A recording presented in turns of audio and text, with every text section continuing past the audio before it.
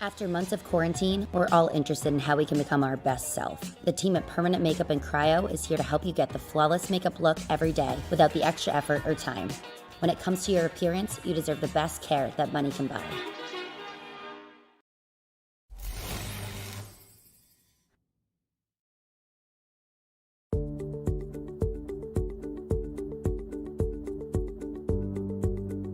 Sound art is a product that is a speaker and it's art. We combine it together and we call it sound art. What makes it so unique that any picture can be your speaker? Sound art gives you the high quality sound without the ugly speaker. This isn't a picture with a speaker, the picture is the speaker.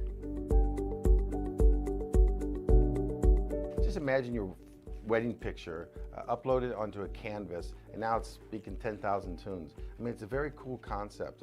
What we like so much about it that you can take anything that means something very special to you, upload it on the canvas, have it hanging up in your room, your balcony, wherever you want to put it, and now it's a speaker. I mean, how cool is that? It's something that we have that and no one has. No one has this product. It's just a great gift to give anybody. It's just a neat concept. Around here we say, art never sounded so good.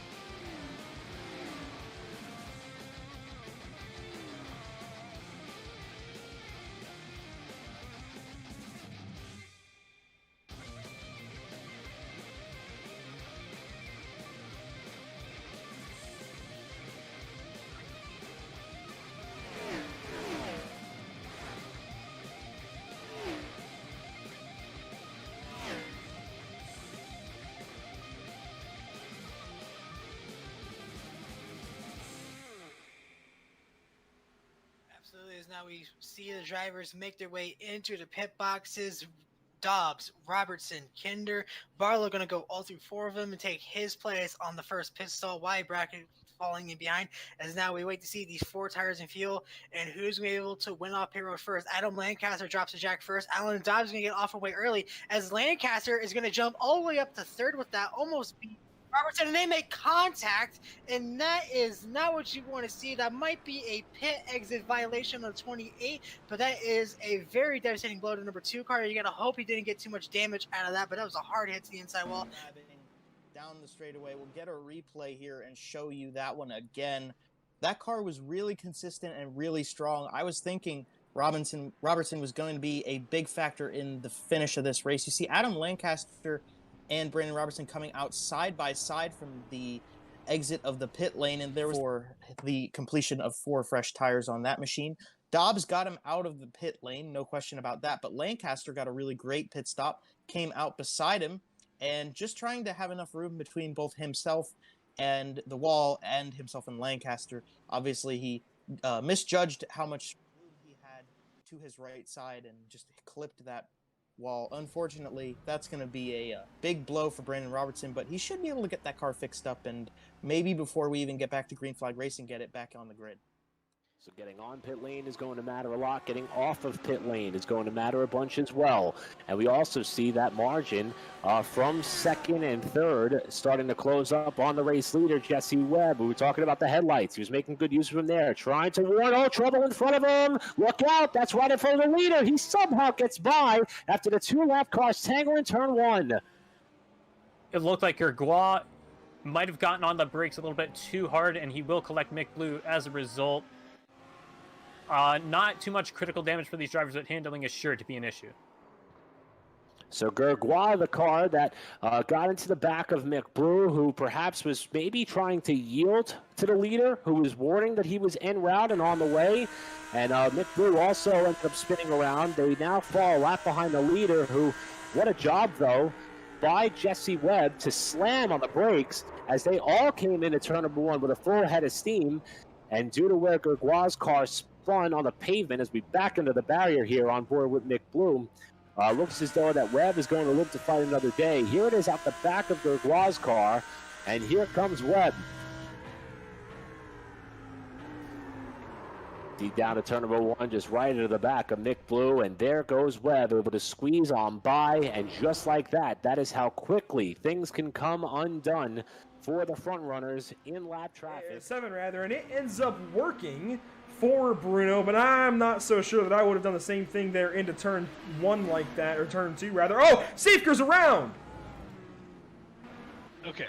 Oh, Jesdal had that big issue. Whoa! Hey, just punted him right around. Luckily, he was able to get that thing fired up really quick, Jesdal. Yeah, that was Jesdal who goes around out of 7. That's what I was saying.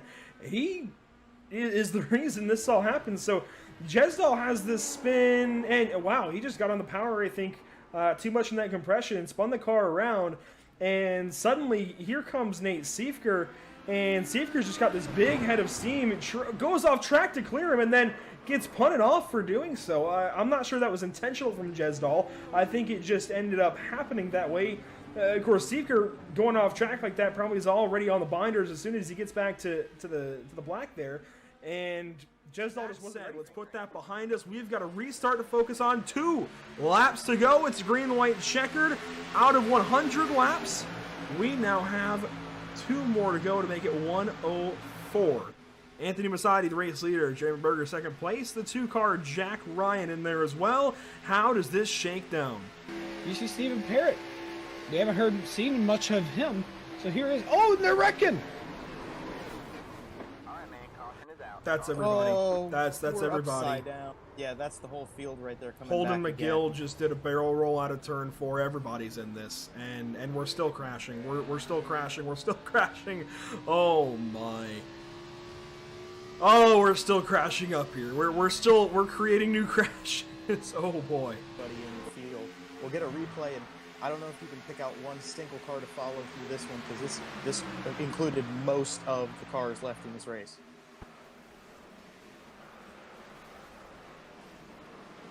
If you look at that, Landon Durhold was the only person to get through that. I've never seen a crash quite like this. You know what? We're setting new marks every day. It looks like Joseph just, I mean, he's in the throttle. He has every right to be, and just hooks the 49. And, I mean, there's nowhere to go for anybody. Logan Durhold, you're right. Gets through. Oh, somebody else. Who was that? Forward on the bottom side. Oh, you know what? That was Kevin Franks we were talking about a while ago. How he might be in this thing. He's back in it, boys. Oh, my. I don't know. It's hard to keep control of it, and while that didn't cause the yellow itself, because obviously you see Joseph just trying to give the shove that he needs to get the momentum towards the front, but it's this part of the turn. It's where you get back into the banking change is where the rest of the field's going to have a problem, because they're going to have... We're going to watch Kevin Franks go through this. You see them starting to wreck a little bit in front. He's going to dive down to the apron, gets a little bit loose. You see Landon Durhold in front of him, and he just gets away scot-free. One of the few cars of the field that gets by scot-free. Sure. How about this, though? Nearly...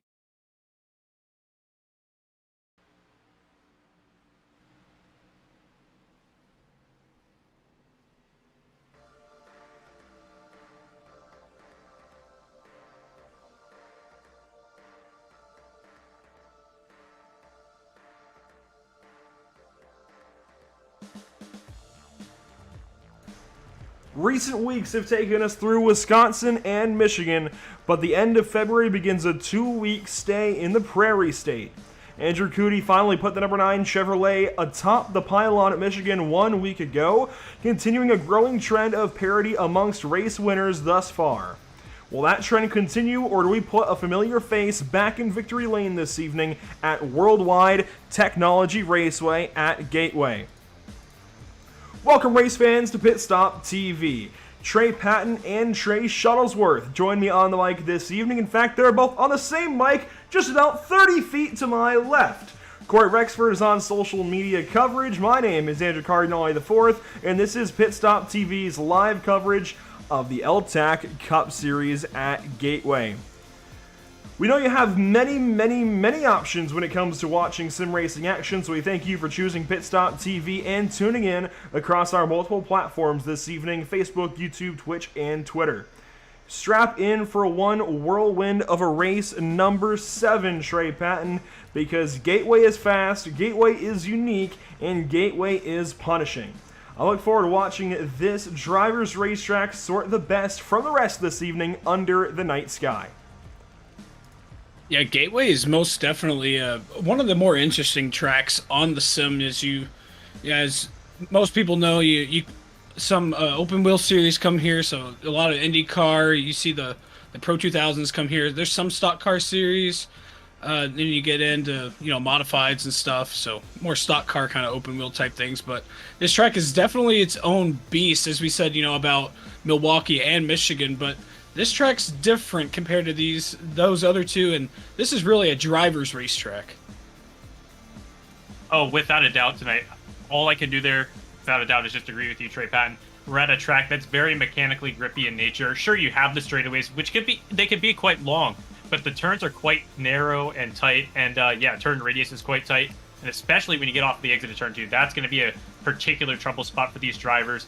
Turn 4, maybe not as much, I would think.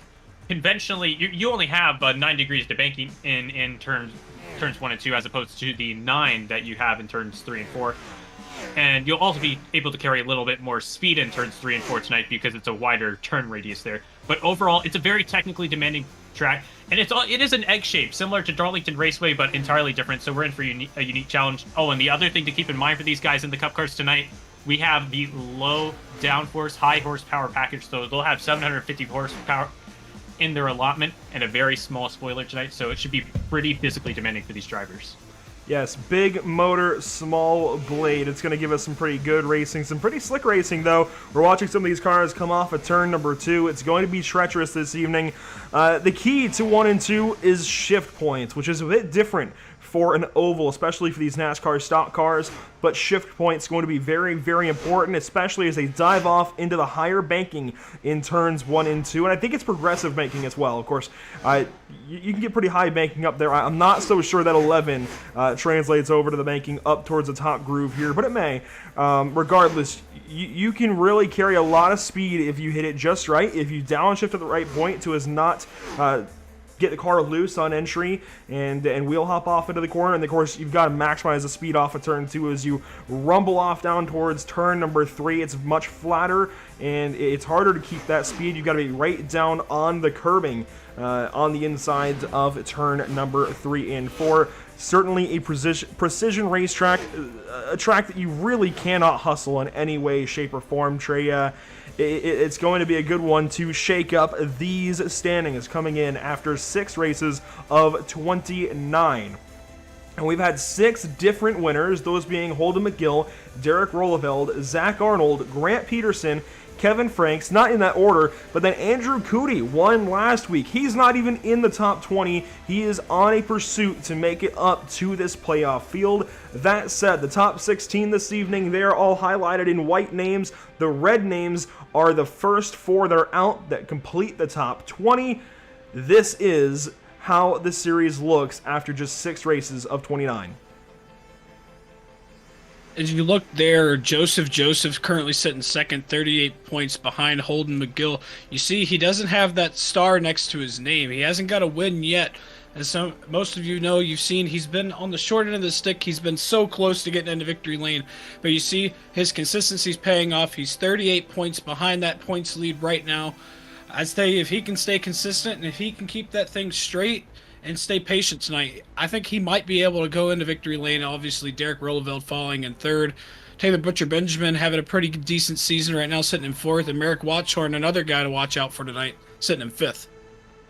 Yeah, without a doubt. You look through the entire top 20, there's a decent amount of stories to tell. A lot of guys that have had pretty impressive runs. And the fortunate thing is for the guys that haven't had a chance to really tell their story so far this season is that we have a long way to go until we even get to the playoffs. But yeah, definitely like what you said about Joseph. I think regardless, he's probably going to pick up that win at some point in time. He just shows to have pretty consistent speed week in, week out. But I think the ultimate goal at this point of the season, probably as a driver, you just want to be able to get into the playoffs. But it can also shift momentum a lot if you can pick up the race win. I'm sure we're going to see Andrew Cootie really carry a lot of momentum over the last few weeks after his triumphant win in style last week. That was an incredibly fun race at Michigan last week. And here is that number 20 we've been talking about here to start the broadcast. Joseph, now sporting some fresh new colors. If you recall from the first couple of races of the season, he had that kind of Matt Kenseth throwback number 20 on the car. Now he's got this very bright yellow and blue Chevrolet with some familiar colors on there, and it's looking pretty good there for Joseph. You also mentioned the number 9 of Andrew Cootie. He's on the racetrack. There you see the number 9 out of the state of Florida, and this guy has picked up a ton of pace recently. He was looking pretty good to start the season. Certainly one of those drivers to watch for, but suddenly up on the scene and, shaking things up. Getting that race win 1 week ago, but the important thing is, Curtis Martin spins and wrecks in the background. The important thing to keep in mind all season long, up until we get to the playoffs, is a win does not lock you in. And that is the big differing factor from the NASCAR Cup Series to the L-TAC Cup Series here. That's how these playoffs are going to feel and look different. Andrew Cootie still has to race his way up into the top 16. You've still got to be one of the top 16 drivers in this league if you want to make it to have a fighting chance at the championship. So the win helps, obviously, but you've still got a points race. Oh, absolutely. I mean, that win and that momentum, as we said last week, is definitely going to propel him. He's got some decent speed right now in practice. He's actually 7th in practice out of 30 cars right now. So with practice actually ending right now, we're about to start qualifying. I'm anxious to see how he takes that momentum from last week and see how he translates that into qualifying. Overall, I think we are going to see quite a bit of variance in terms of qualifying pace as opposed to race pace tonight, just because it's the nature of this racetrack. I feel like you'll probably see a lot of tire degradation, especially if we get some of those long runs in a race, just because these corners can be quite heavy in terms of corner load. So yeah, it's going to be a difficult challenge, unlike anything we've seen so far this season. I would have to say probably the closest comparison would be the Milwaukee Mile, another place where the real-life NASCAR Cup Series doesn't visit. It just adds to the uniqueness of this schedule here in the L-TAC Cup Series. Already, this is our 7th round of the season, and we're experiencing quite a diverse set of racetracks. As we look on to the racetrack, initially it was Jeremy Berger, but now we are looking to Kevin Franks coming out of turn 4 to start his 2-time trial laps here at the Worldwide Technology Raceway. Yeah, we've been taking a look at a few different cars as they make their way onto the speedway. Here is Kevin Franks, the Daytona race winner, and he's looking to keep his season alive. He's slipped up in recent weeks, dropped through the points just a little bit, so it's going to be very, very important for the driver of the 98 to keep on his toes this evening especially. Let's take a look at the number 03 as he comes up out of turn 2. Of course, our very own Noah Carmichael on the speedway, looking to turn a fast lap and get himself a pretty solid starting spot. This is one of my favorite cameras we have this week, is that kind of circling drone down the backstretch. Look at that, last week's winner, Andrew Cootie, immediately to the top of the board, goes purple here in qualifying. He's currently over John Fallon, Jeremy Berger, Taylor Butcher Benjamin, Dylan Breton, Stephen Purcell, Kevin Franks, and many, many more coming in and timing in this evening. Tons more cars on the racetrack. Will follow Andrew Cootie, though, to complete his second of 2 flying laps, and I dare say this one should be quick too. As he comes to the start-finish line, we're going to see where that slots him. Obviously, still pole right now. Doesn't look like he improved that second lap, so that last lap was a 33.5. So it's still going to pot up. Joseph to the top of the board now, over almost 2 tenths. And without a doubt, that is sending an absolutely massive statement to these drivers. Sure, we still have about a third of the drivers yet to set a time tonight, but Joseph, as we talked about a little bit before, he's the driver that's proved himself to be very consistent in terms of his pace from week to week. Second place in the point standings, and then last week at Michigan, he finishes second place. So consistency all around the board for this guy, but it looks like he's trying to break that streak of seconds, because currently he sits on the top of the leaderboard, still with about 2.5 minutes on the board, and still with the likes of Sean Deal to go and try to set a time, or Derek Roosevelt, who was excellent at Sonoma Raceway. And this guy sitting second place after his Milwaukee win a couple of weeks ago, and he goes purple. How about that for timing? The Milwaukee winner goes to the top of the board here in qualifying. Grant Peterson, he's got something for these unique mile and a quarter racetracks now, it seems like. Again, getting that win at Milwaukee, one of the other unique racetracks on this schedule. A lot of diversity on this schedule. That's what I really, really like about what the L-TAC Cup Series is doing this season. Here's Colin Stone into turns 3 and 4. He sits fourth. How about this? What could be for the number 43? He's had a bit of a rough going so far this season, but this would be a great start to the evening if he can keep his current qualifying position. He's currently fourth. If he can keep that or improve, that would be a massive improvement. However, this guy is just getting to the racetrack, and I'm sure Holden McGill will want to go up there and join the top 3. Yeah, Holden McGill, definitely a guy to take note of here. But actually, looking at the current standings right now, you see first and second right now. Actually, we're going to see if Holden McGill has anything to say about that. All right, cool. This still stands. So I've been seeing from race control right now that, as you see on our timing and scoring on the side, 2 1,000ths of a second is the difference between first and second right now, and that is the closest qualifying in series history. And barring an exceptional lap here from Holden McGill, it looks like that might stand. Regardless, McGill is slated to start within the top 2 rows, because it looks like none of the other drivers that haven't set a time are out on the racetrack with only 40 seconds left. We come across the start-finish line, and it looks like Holden McGill will not improve. But I also have to... Oh, no, he does improve to third place. I was curious as to whether or not he made wall contact off of turn 2. He was really on the edge coming off of that corner on his second lap.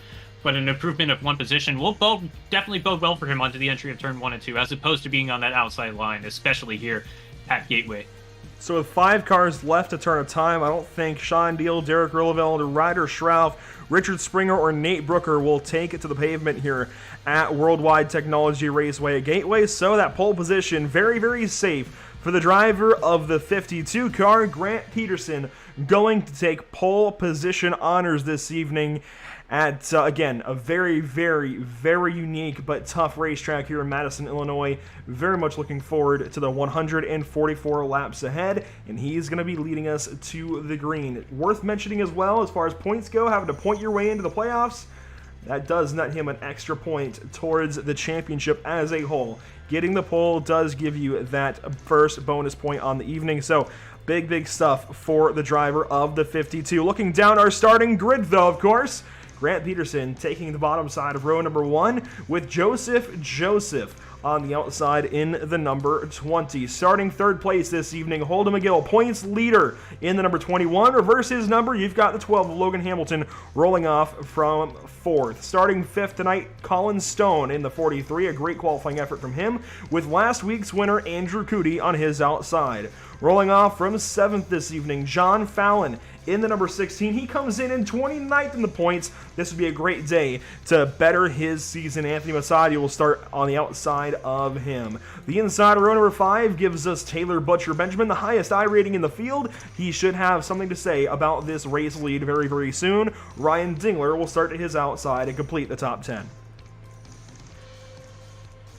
Next in line, we have Jeremy Berger starting 11th to his outside. We have Merrick Watchhorn, another guy to watch out for. Fastest in practice, Jack B. Ryan starting 13th. Noah Carmichael to his outside in 14th. Brett Fisher with some new colors tonight, starting in 15th. Barrick Uphold to his outside in 16th.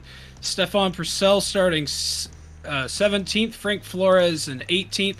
Curtis Martin in 19th. And rounding out our top 20, Zach Arnold. So we next look beyond the top 20. The final 10, 30 cars starting here tonight at the Worldwide Technology Raceway at Gateway. It's going to be Roger Shelton, accompanied by Dylan Breton in the 22nd position. We go back one row further to Roy Grande, Robert Pattengale in the 24th position. The last man to set a time tonight, it'll be Kevin Franks, but it'll be a long race, so he'll have a lot of time to improve if he can find pace. Accompanied by Derek Roeleveld, who's off to an excellent start this season, 3rd place in points entering tonight. Then it's Nate Brooker and Richard Springer. Springer on the inside, Brooker on the outside, and then rounding out the field tonight, Sean Deal and Ryder Strauf, and that makes up your 30 tonight here at Gateway. If there's ever a time to be towards the back of this race, it is the start. Some big names back there. They'll look to make their way through this 30-car field very, very quickly this evening. Your stages this evening, 40 and 40 apiece for stages 1 and 2. We'll have 64 laps to run stage number 3 to the end of the race. 5 sets of tires for all of these drivers and teams to work with this evening. I believe that's 5 additional sets to the set that they are rolling off of the grid on currently. You see everybody getting rolling, getting up to speed a little bit, and they'll certainly be trying to get some heat in their tires so that they aren't too cold rolling off into turn 1 for the first time. You see 1 and 2 there. Much higher banking on this end of the racetrack, even though it's a tighter radius. So it certainly works out very interestingly, where turns 1 and 2 hold you a bit more, allow you to go a little bit faster, but turns 3 and 4 are that much wider corner radius. Heading down the backstretch, you'll notice that inset in the wall where safety crews can usually come onto the racetrack. Of course, not a necessity here on iRacing, but just one of those unique things of Gateway. This is a really, really cool racetrack. Always love bringing anything to Gateway, and very much looking forward to this evening with 30 cars on hand. Again, Grant Peterson, your race leader. Want to mention all of these L-TAC Cup Series races brought to you by Tucson Sound Art, a wonderful partner of the L-TAC Cup Series and Pit Stop TV alike. We've got 144 laps on hand this evening. It all starts now. Up out of turn number 4, the field in the hands of Grant Peterson. The green flag will fly. We're off and away at Worldwide Technology Raceway at Gateway. And starting off, that's a little bit of a mouthful, rather. You see Joseph going to surge to the front. Almost some contact there. Sideways, will he keep it going? No, they're wrecking. At least Holden McGill and others, and we see Curtis Martin slam very hard into the rear of McGill, and this is going to be a major shakeup early in the race. Don't even make it through the first couple of sets of corners without an incident tonight, and it's going to take out some heavy hitters. First caution flag of the night, lap 1. And this is a big one as well, and boy, we're going to take a look back, of course, see what we can't find out about how this one starts up. We saw it live. I think we know how this one starts up. Grant Peterson down on the bottom side. It's very slick down there, especially right on the very bottom of the racetrack, and he just pushes up, doesn't have the grip in the right front, and tags a 20, and Joseph Can't do anything at that point. Colin Stone, a big piece. Butcher Benjamin through the grass. Jeremy Berger is going to slam into the inside wall. And, oh man, this is really going to hurt a lot of the field. This is big. This is why you've got to be so careful in lap 1. Yeah, we were talking about, this track as its own beast, and that right there, you see how slick the bottom was and how Grant Peterson just slid right off the bottom straight up into Joseph. We're going to get another look here, looking from the onboard of Holden McGill. You see him, looked like he clipped the curb a little bit there, but he was able to get it going.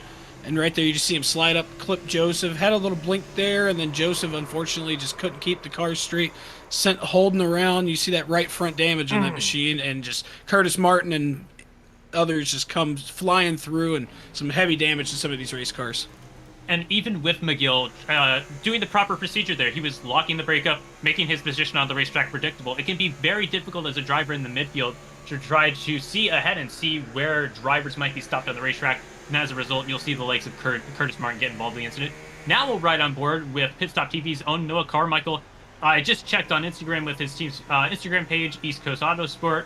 He's riding a tribute to Bobby Unser tonight, so lovely scheme out there tonight. Quite unique out here in the stock car spirit tonight.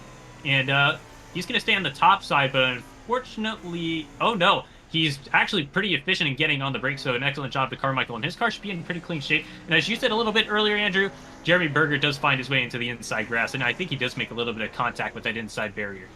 Yeah, it looks like he didn't slam into the inside wall like I initially said, so that's very good for the driver of the 97 to get away from this one relatively unscathed. Certainly that cannot be said for many, many others in this one.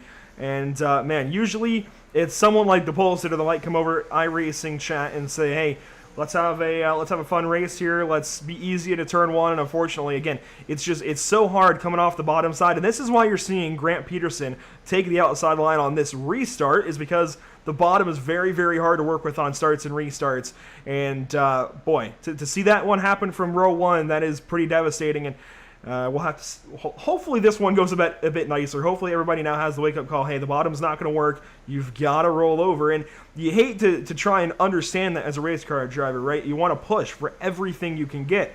But it is lap 1 of 144, and if you're having to crank more and more wheel into it as you go through the corner, maybe something isn't quite working for you, but I think these guys will all get a nice do-over. I believe we get that one reset for these drivers. Just unfortunate for some of those guys to have to use it so early. And we saw a lot of damage to a lot of cars. Curtis Martin was in there. Of course, Joseph out the front row. Colin Stone got a big piece of it. He's still in the field, and he's still towards the front, but hopefully that 43 is still okay. Coming around to take lap 5 of 144. We're going to try and do it all again, hopefully a bit more successfully this time. The field lights it up. We are racing down to turn number 1. Grant Peterson able to get a good jump there, so he's going to be able to stay on the top here. Looks like he's actually going to go back down to the bottom. You see they're kind of spread out further on back. Taylor Butcher Benjamin in tow running that bottom, and Grant Peterson is able to stretch the gap out to about half a second now. And a much more tame start this time go around, rather. You have to go all the way back to 6th place on the back straightaway to see our first side-by-side battle, and now you're going to have to backtrack even farther. Merrick Watchorn finally getting clear of Anthony Massotti. We're just about single file all the way through the top 10, now going on board with the driver of the number 2 car. That's Jack B. Ryan. Off to a pretty impressive start for this driver this season. 10th place in points coming in to tonight's race here at Gateway. Here's Colin Stone. He's hanging up in the front. In fact, he's 4th position. He's got John Fallon in behind. And this is a big night for these two to see if they can work their way up the standings a bit. In behind, though, wow. Butcher Benjamin shuffled to the top side. He's getting passed, or well, he was just passed by Watchorn, and Massotti now going to work on the back end of the number 1 car. Jack B. Ryan in there as well, and Ryan Dingler in this string of cars that'll end the top 10. Peterson goes purple once more, and now we're seeing these guys settle in, be able to race a little bit. Logan Hamilton starting to put some pressure up on 2nd place, Andrew Cootie, and you're starting to see the dynamic of this racetrack. It's, again, a driver's racetrack, a handling racetrack, very, very tough, especially with the small spoiler on the back end of these race cars, but it's not just the back end of the race cars. Going back to that incident we just had to start this whole thing off, smaller splitters in the front of the cars as well. That's why they're going to have problems getting the front of these cars to grip. They've got to work these tires up to temp, but do so kind of respectfully almost to the Goodyear Eagle rubber. You've got to be very, very careful getting these tires warmed up. If you start to slip the tires too much, you're going to have a rough race. Yeah, you don't want to try and slip these tires up, because especially when you're searching for grip, trying to get these things, up to temp, because, we'll see exactly what we saw on lap number 1. You'll see these cars just slide straight up the racetrack, and either you're going to hit somebody or you're going to go straight into the wall. Yeah, all around tonight's race is designed to try to get guys to respect their tire degradation. Just doing a little bit of simple math tonight. Checked with race control. It's 4 additional tire sets for tonight, in addition to what they have on the car. So it's 5 total. But that would be about 35 laps per each stint of tires. So if you've used your tires early into a run, you're probably in a scenario where it's just going to be very difficult to overcome it. Carmichael on the move as he gets his way past Butcher Benjamin. That puts him up into the 9th position as we come to the completion of lap 9. Now watching this quartet of race cars, Jack B. Ryan holding the caboose spot right now. Merrick Watchorn up into 6th position, putting pressure on the top 5. That's John Fallon in the gray 16, and of course Colin Stone up there in the black and red 43. These guys just nearing one another, and this is going to be the first great battle on the racetrack, I feel like. I think 2 really fast cars with 2 guys that are maybe going to be a bit slower here to start things out. I think they're pretty fast in qualifying, obviously, with the 43 and 16. If the first 6 races are anything to go off of, will take a little bit more time to get up to speed and race pace. And Watchorn, oh, he's going to get a shot now from Ryan. I think he gave a shot to Fallon. Oh, and he's going to get turned! Jack B. Ryan's going to send the 91 hard into the inside wall. No caution as of yet. Getting parked in that grass. could be what does it for the 91. That's not going to draw a yellow on its own. Now it draws the yellow. There it is. Might have gotten the admin intervention there.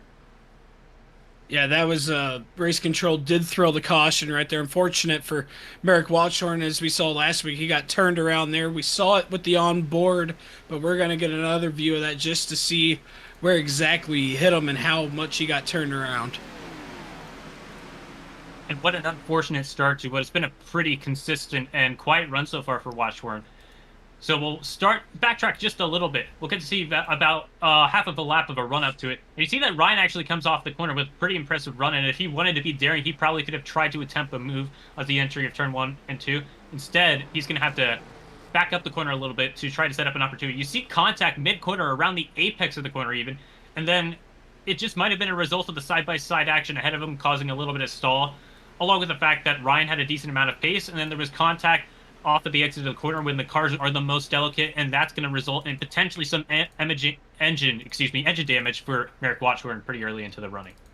Takers under this, the second caution flag of the evening. Andrew Cootie leading a string of race cars. Boy, I don't know where that one went, but Masadi in, we got Benjamin in, we've got Ryan Dingler in, and more. And it looks like even that was, I think, the 57 of Purcell coming down the pit lane as well. A whole lot of Chevrolets. There's Jeremy Berger coming into his pit stall, Holden McGill, after being involved in that opening incident. So it looks like they actually have to wait on pit lane to open back up. There they go. Andrew Cootie going to roll up out of pit lane. It's lap 13 of 144. Didn't get a chance to talk about the weather just yet this evening, Trey Patton, but there we go.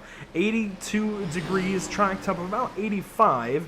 And, winds out of the southeast at around 8 miles an hour. Now it's dropping, you can see there. I think that's pretty fair conditions. A little bit warm. Warmer than an iRacing default race, but still not too warm. I think these guys should have a lot of grip out there. Well, most definitely. 85 track temp, that's really cool. These guys are going to have a lot of grip. I mean, you can kind of really just see the way they're going. They're not slipping and sliding, so it's not a slick track. But, I expect the track temp to go up a little bit once we have a green flag run and they start laying some heat down. Yeah, and while it might be difficult to widen the track out necessarily, it will provide a lot more grip for these drivers, so that'll create a unique element as this race goes on tonight. And I would have to say it seems a little bit warm for a night race tonight, but it should just make things, I think, a little bit more interesting tonight. You did say, Trey, that these guys do have a fair amount of grip, but I think, yeah, that's definitely considering the circumstances, but it's still, as we've seen, occasionally drivers are probably going to slip up. It's just the nature of this package, and it just creates a pretty fun dynamic that we're going to have throughout the entire running. Yeah, night races usually allow the track to grip up a little bit, but of course if the track gets too cold, it actually gets more slippery than it does grippy. So having some heat staying in the air and in the racetrack, I think, is going to be good overall this evening. Should give these guys plenty of grip. The wind's now down to about 5 miles an hour even, so calming down here in Madison, Illinois. And I mentioned at the start of the show, we've been to Wisconsin, then Michigan, now Illinois this evening.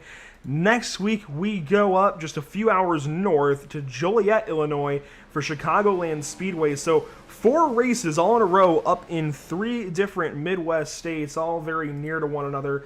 And then if I take a look at our schedule, actually, we have a week off after that. March 12th, these guys will be off for a week. That coincides, I want to say, with what was scheduled to be... I think, preemptively scheduled to be the iRacing 12 Hours of Sebring. That's actually going to be a couple of weeks later. So after that week off on March 12th, we'll go to Dover on March 19th. Then we go to Kansas on March 26th. So keeping things pretty unique through Dover, Kansas. Sure, it's another 1.5 mile racetrack, but it's going to be one of the first that we have all season. In fact, the only other we've had this season has been Atlanta. So 2 very different 1.5 miles to start the season off.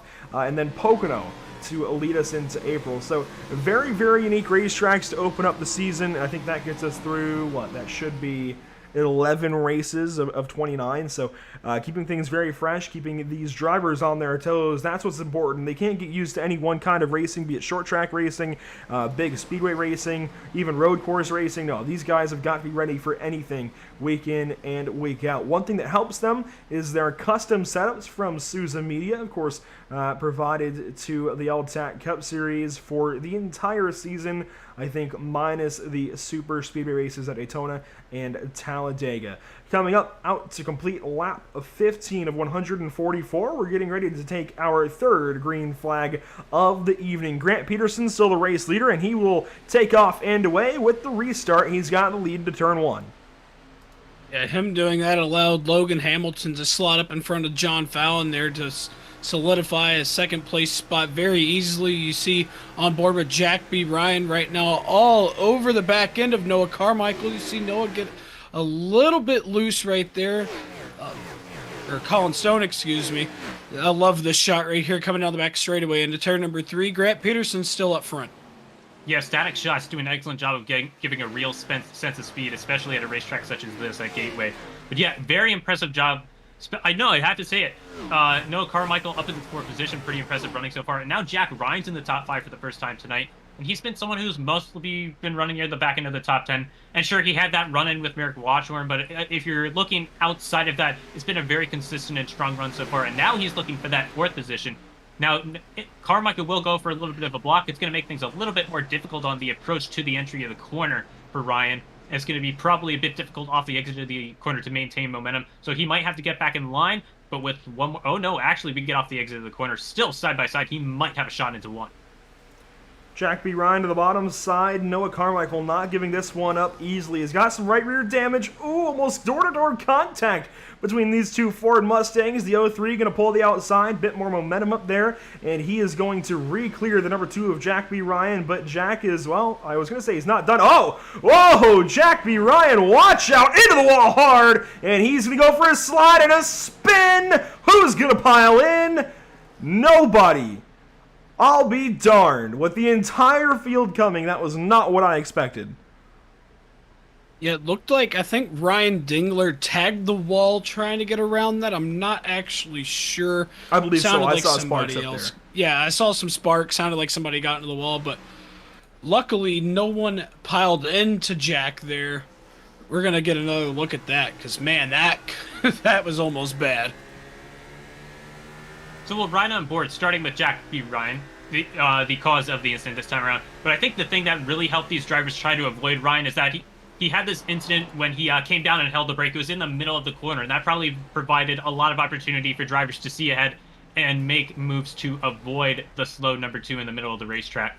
So a very fortunate part of the racetrack, if you can even find that at a racetrack like Gateway, Jack Ryan was able to find it tonight. And sure, he might be a little bit dented up. He's definitely not going to want to go onto that fast repair quite yet. But the car's still in relatively good shape. But I think it'll just take a little bit of optional if he wants it. Yeah, Noah kind of, he went to the inside here and took a defensive line on Ryan. And then this might show us, it might not actually show us the shot that I was looking for. So we'll just see how the field come by. But Noah kind of faded to the inside, took the defensive line. And I think him lifting earlier for the corner so as to not overdrive the corner just caught Jack B. Ryan way off guard because suddenly Jack B. Ryan was just hard on the brakes, trying not to run in the back of the Florida man, Noah Carmichael. Man, barely misses him right there, but I'm thankful that he did, and then you'll see the spin in the background. And I think Noah was just trying to defend the corner as best as he could, and that's something you see a lot in road racing, where the driver will take the inside line to the corner and then lift a bit earlier, and it's entirely in their right to do so. It's not a block because it's giving that outside line if they want to use it, and I just don't think Jack B. Ryan was expecting that at all. Had to get on the brakes way earlier, and when he did, I think he just shocked the entire car in and of itself, and just he went straight to the outside, and a big spin there. Thankfully, again, I'm impressed that nobody found their way into the back end of the two cars that was sitting there across the racetrack. Rolaveld pitted on the first caution flag. He is the first car in the field that has pitted so far. But that was 18 laps ago. The next car on any new tires is actually Ryan Dingler, who we saw get the fence in this one, trying to miss Jack B. Ryan. He pitted some 8 laps ago. The first car that pitted under this caution, we've got to go all the way back to Anthony Musatti here in 24th position to find the first car on new tires. Then Grant Peterson and Roger Shelton back there as well. And Jack B. Ryan, it looks like, takes to the pit lane this time, of course, with his spin. So those few cars in the back end of the field taking some tires under this caution. Everybody up front, though, staying out. Yeah, that's going to make him kind of really have a strategy now because, now he only has 3 additional sets of tires. So he's going to have to try to strategize that, because I figured, with 4 extra sets of tires, as Trey Shuttlesworth said, going about roughly 35 laps. And the first 2 stages are 40 laps. So, try to stretch him out for 40 laps for 2 stages, and then make that last lap, or make the last stage kind of stretch it out, maybe break it in half. But now it's going to definitely break up that strategy there for Jack Ryan. It's overall a really tough decision to make this early into the race. And sometimes you do want to be a little bit aggressive on the calls, because it will provide you an outcome a little bit different than some of your competitors. But yeah, it's just really tough to tell this early into the running. But I definitely think at a racetrack like this at Gateway, where short run speed is going to be incredibly crucial, having an extra set of tires near the back end of the running, maybe 2 sets of tires for the second stage, it'll probably provide you a lot of variability in the second half of the running tonight.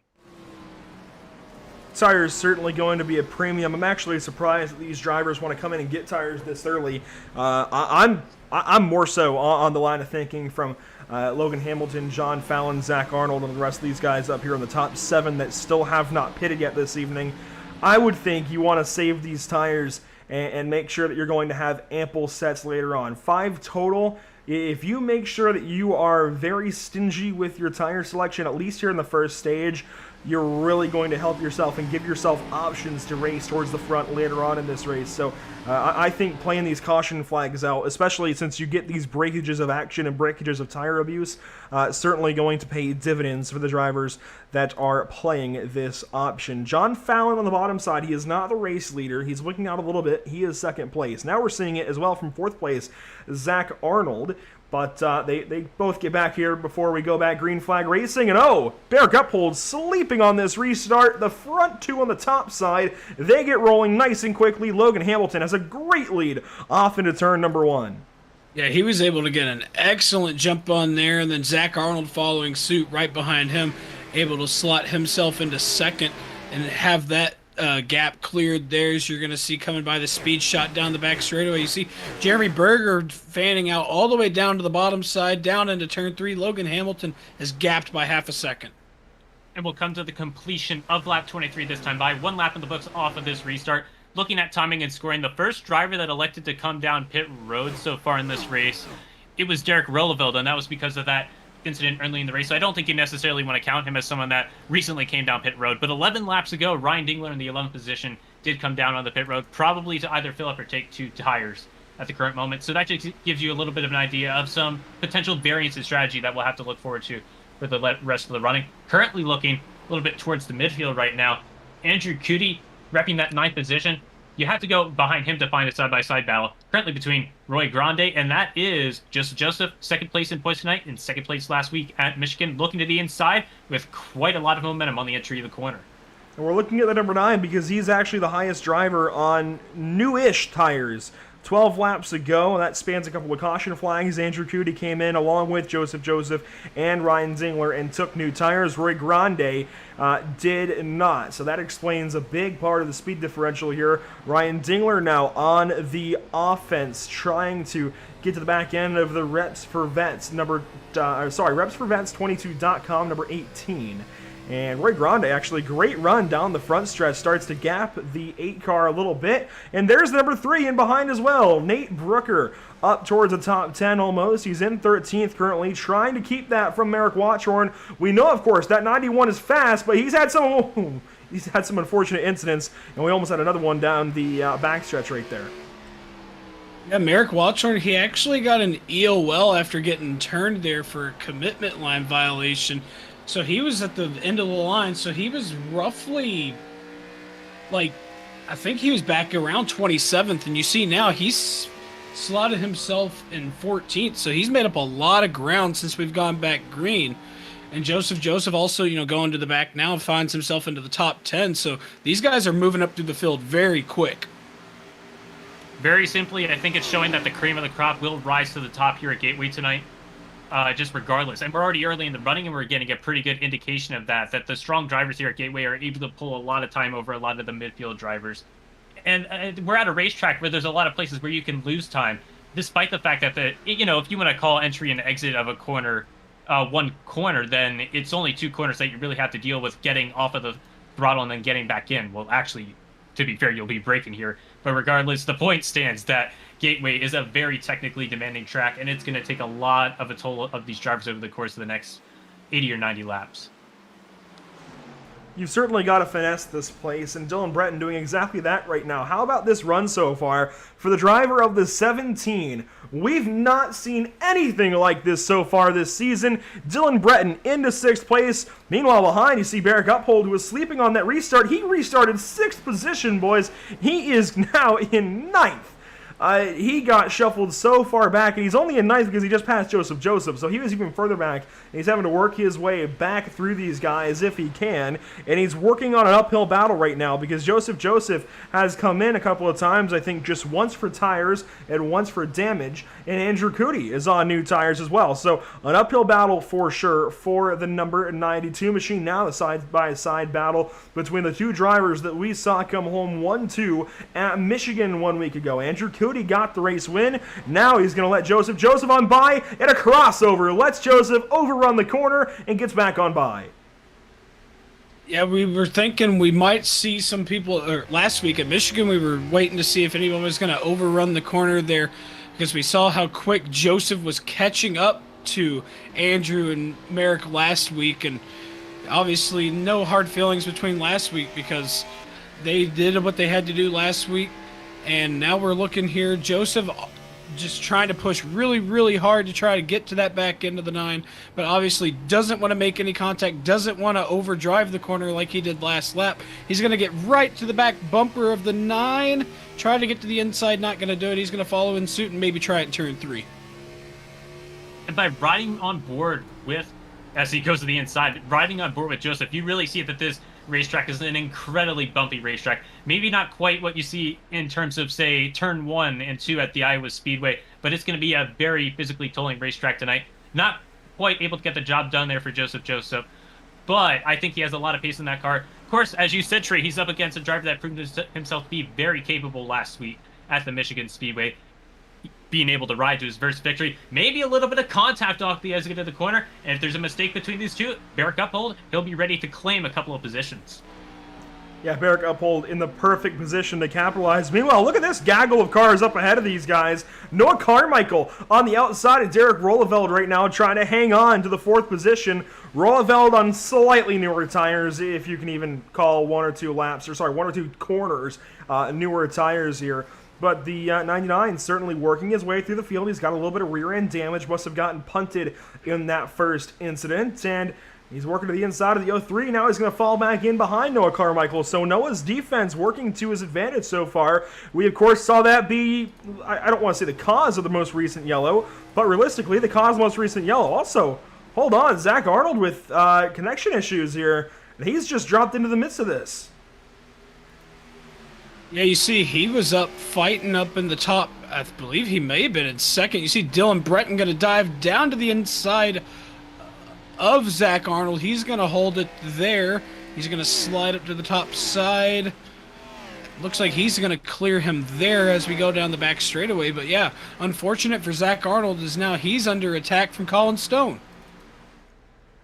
And this is a great example of how damaging a little bit of an unstable internet connection can be. We saw it be very damaging in the North Daytona 500 for Tommy Gossett. There were a separation of 2 packs at Daytona at the North Daytona 500, and Gossett was in the first pack, and then he disappeared for maybe a half a lap or so, and he reappears in the middle of the second of the pack, and it really disrupted his momentum in that race.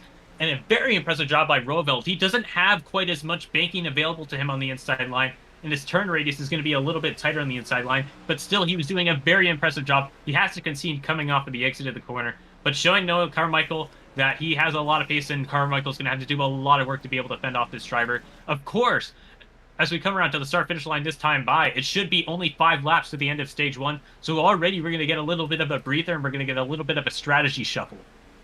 Problems here for Zach Arnold. He's falling even further back. He must have really worn those tires out He was up there in third position before he started this slide. And, oh, he's going to hit the wall. There is Sean Deal still on the bottom side of the racetrack. Sean Deal is a lap. No, he's 2 laps down. He's coming out of the pit lane. Very interesting from the 44. You see the dive here from the 9 of Cootie. And as well from the 20 up ahead, Joseph trying to put this move here on Colin Stone. And we'll see that battle behind come into frame. And Andrew Cootie makes easy work of the 10 car, who is now trying to hang on to the final couple of spots he can possibly get some points from here in stage number 1. Of course, these stages do pay points to these drivers for where they finish. And oh, more problems for the number 10 as, ooh, he almost squeezes Cootie into the fence there on a turn number 2. Of course, if you win this stage, you get 10 points. If you get second place, you get 9, and so on and so forth through the top 10 until 10th place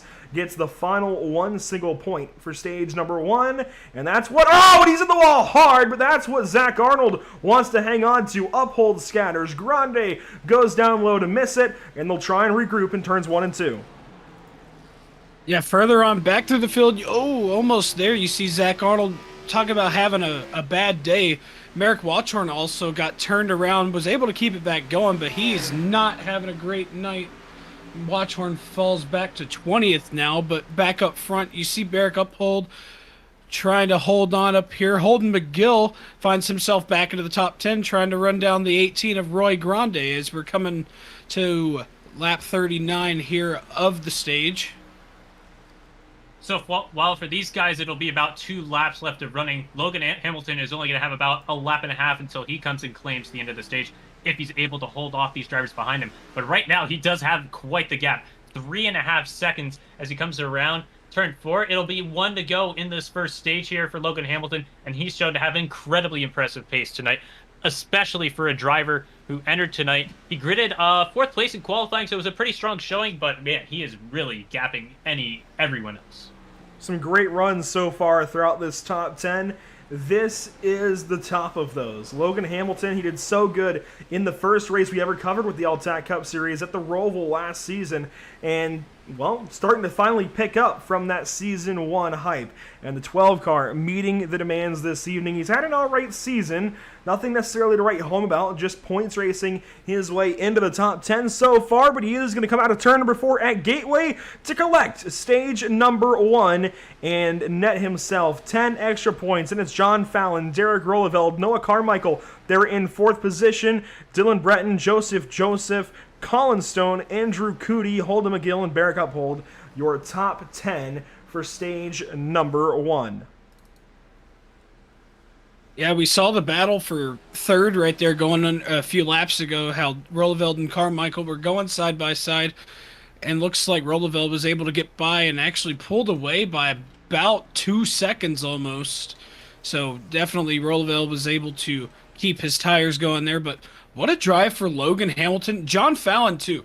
As we mentioned, not much to say. We haven't had much to say about him much at all this season, and here he is. He's finishing 2nd place in stage number 1. And at a racetrack that could be really difficult for a driver to learn, a very impressive showing, really setting an example to the drivers around him for the next 2/3 of running here. And, you know, just to talk about one other driver who got a lot of screen time there in that first stage, Zach Arnold drops all the way out of the stage top 10, all the way down to about 17th by the end of the stage.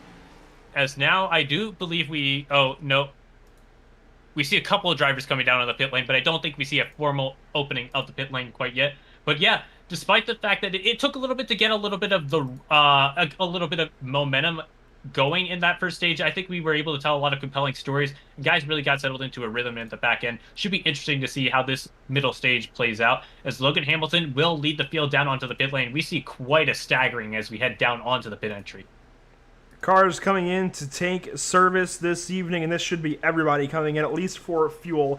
I think you've definitely got to come in and take at least a full tank of Sunoco E-Race fuel this evening. If you want to make it to the end of stage number 2, of course. You can try and make on cautions, but that's not a sound concept to work with. Colin Stone I think he must have pitted the first time by, and I think that's messed up our order a little bit. I think pits opened the first time by for half the field, and now the rest of the field coming in this time by. Really going to mess with things, but I think Logan Hamilton should actually lead our leaders off of pit lane. Joseph following, and then it looks like Dylan Breton. This is an amazing run from somebody who comes into this evening, 20th position in the points. Now, doesn't mean a whole lot, I suppose. It's still very, very early, but we've not seen this kind of run out of Dylan Breton at all so far this season. This is big for the driver out of Florida. All of that said, of course, we want to talk to stage number 1 winner, Logan Hamilton. And Trey, he's headed your way. Hey, Logan Hamilton, this is Trey up in the booth. You got a copy? Yes, I do.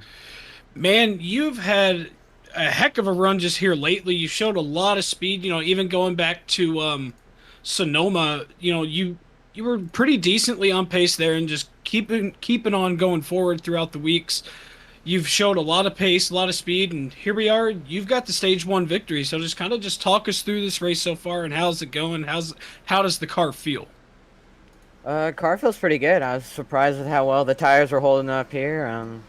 Been actually enjoying it a lot more than I thought it was, because I'd struggled through the practice races here this week, but it's been a pretty fun race. It's not been, I guess it's not been the most exciting race maybe from my standpoint, but boring is good sometimes, I guess.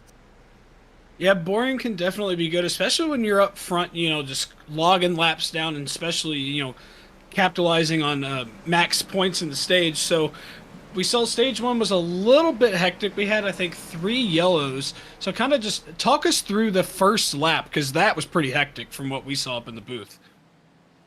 Yeah, so I started, I think, 3rd or 4th. So I was on the outside, and Joseph got sideways. I thought he was going to save it, and then I saw Holden spin it out, so I was more focused on him. Then I look back up, and I see Joseph sitting in front of me, and I think I got a little bit of him, but I only had about 3 seconds of optional, which I didn't do it, but it didn't really affect me. And the Tucson Sound Art Mustang's been pretty good. Been no issues really.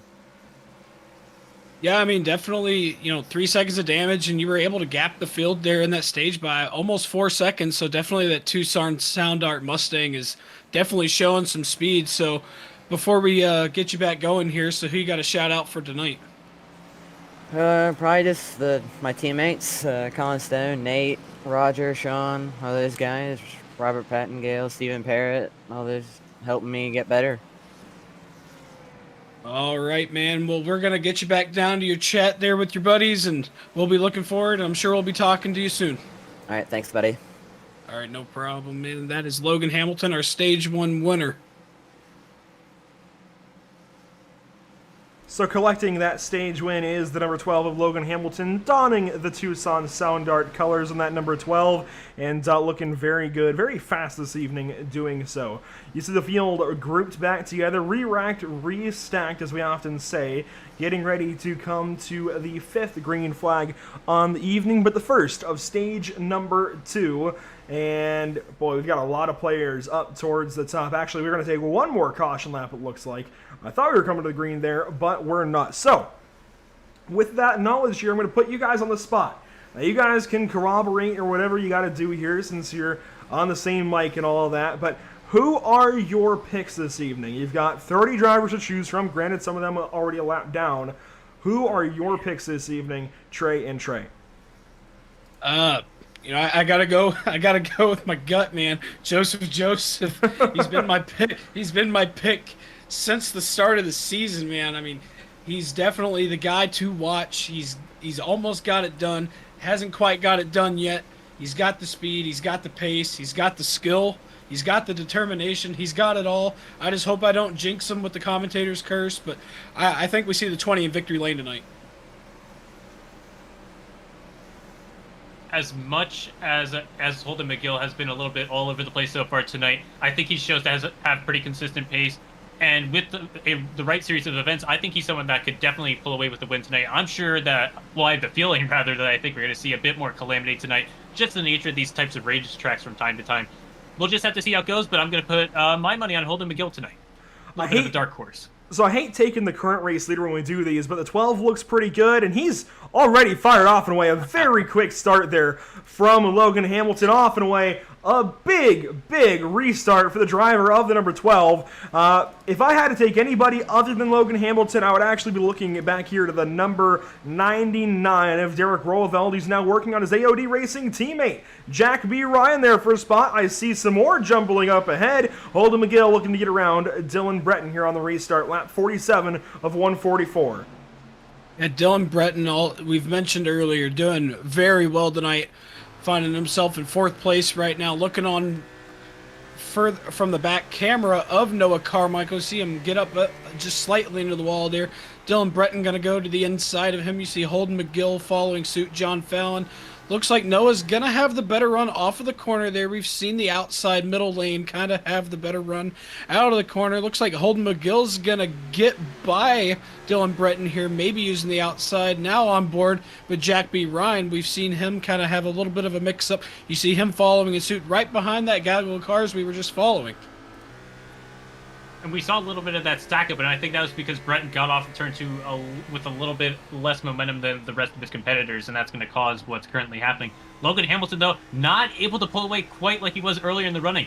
This go around as we restart for the second stage, it looks like Joseph, at least for the time being, 1.5 laps in. He's only a couple of car lengths back right now. Only time will tell as we progress ourselves into this run here, because there's going to be a lot of evolution over the course of the next 30 laps. That's, of course, if we go green all the way. But I think Joseph is showing for the time being that it's not necessarily going to be a walk in the park for Logan Hamilton this go-around, come to the completion of lap 49. I like what I'm seeing here from Logan Hamilton. Very controlled, very calm so far. In fact, he ran a higher line in turns 3 and 4, and Joseph is really pushing the issue right now. He's really driving very aggressively. Here at Gateway, I think you got to pace yourself. I think you got to take it easy and just let the run come to you, but that's not at all what the driver of the 20 is doing. Joseph on full attack mode right now for the race lead. It's only lap 50 of 144, but again, these stages pay off. So if you can get up there and win one of these stages, oh boy, what it would mean for your entire season. It really goes a long ways. In fact, on Wednesday evenings, we're talking about stages being the determining factor of who moves on and who doesn't in the Bluegrass iRacing Series. Running a bit of a different format, but still paying the same points for these stages. It's so important that you maximize everything you can in these early goings. And Joseph now down to the bottom side of Logan Hamilton. We've officially got a fight for the race lead. Yeah, Joseph's got to be careful here that he's not going to use up his tires too early into this run. We saw Logan Hamilton was able to actually, did a really good job of saving tires, and I think that's why he was able to pull away. But with that being said, Joseph's going to clear Logan Hamilton for the lead, and I think if Joseph's going to keep doing what he's doing, he's going to start surging away here very soon. And for Joseph, it really does not take long at all for him to prove his point here in the second stage. And really, on his first attempt on Hamilton, he's able to make the pass quite effectively in turns 1 and 2. Already cleared by a couple of car lengths. And now the question becomes, as a viewer here, has Joseph really expelled his tires early into the running to get that race lead? Because at this point in time, he's probably in a position where he might have to, if he utilized a lot of his tires, start to slow down a little bit, back up his corners, and save some of that Goodyear rubber for the end of the stage. Only time will tell for the driver of the number 20. Now watching from Jeremy Berger's perspective as Jack B. Ryan brings the fight to Breton. And Dylan Breton must have some rear brake dialed into that race car because the rear end just walked up the racetrack. And boy, he better put a leash on the back end of his race car. Grant Peterson up here fighting as well. And oh boy, Grant Peterson going to look to the bottom side. I thought he would have learned from the first lap that the bottom has no grip, but he does back in and get back behind Jeremy Berger and hang on. That is, well, this is the battle for 6th on back as Roelveld's in this. Fallon and Dingler there as well. And you know what? Again, I just like what I'm seeing out of the 99 so far this evening. He paced himself over the course of that most recent run to the end of stage number 1. I like what I'm seeing out of Roelveld. I like what I've seen out of him all season long so far. I think he's just a very patient, a very paced race car driver. Yeah, very patient indeed. I've noticed the last couple last couple races, he actually hasn't qualified. As you mentioned at the start of this race, this is the kind of race you want to start in the back from. So Derek Rolleveld actually started 26th out of 30th. We see he had a little bit of rear end damage Oh, a from caution! the start, and cautions out on the speedway. I'm not quite sure what the caution's for right now. We're going to get a look for that, but definitely reiterating the point, it's starting from the back, and Derek Rolleveld knows how to get back up to the front. Getting word from race control that it was the 7 car. That will be Roger Shelton, and yeah, we see a little bit of contact coming off the exit of the corner. I believe that was with Robert Pattengale, but I might have my paint schemes a little bit screwed up there. I would say you do. No offense, Trey Shuttlesworth. That was Ryder Schrauf that he made a little bit of contact with on the inside, and you'll see it here again, Trey. Roger Shelton just kind of fighting down to the bottom side, and the slightest bit of contact, unfortunately, unsettles that race car. See there, yep, just on the bottom side, and almost thought there was some contact. Couldn't really tell there, and then just unfortunately on the bottom side upset the race car, slid up a little bit, and then just went down and took out that cone and went down to the inside grass, and that's what brought out our yellow here on lap 56. And a very effective job by Ryder Schrauf. All he did is maintain his line, and that was enough to pressure his opponent into a mistake. While it did cause a caution flag there, he is able to retain the position, all by, for the most part, just effectively managing to hold his line. And Shelton's car was naturally starting to get a little bit back towards the exit of the racetrack, and he just wasn't able to keep the car under control off the exit of the corner. And we've seen Turn 2 really be a beast for these drivers so far tonight, and I'm sure it's going to continue to be quite a lethal corner. No damage for either driver involved. That's the kind of caution you like to see if you're going to have one at all. And this, I think, really just gives these guys an opportunity to change up what they want to do here in Stage 2. Do you stay out or do you pit? We're almost halfway through this second segment, if you will, of the race. Logan Hamilton could come in, take some tires, and set himself up to get back up there and fight for a Stage 2 victory. That said, he's not going to, it looks like. Of course, you have to take the access road in Turn 3, so you'd know pretty early if somebody was pitting or not. You can't really fake them right here in Turn 4, even though the pace car takes that little access route into the pit lane. Yeah, going down the access road, I'm trying to think of how many tracks actually utilize that here on iRacing, because I know some of them used are the only two. Yeah, I think Homestead.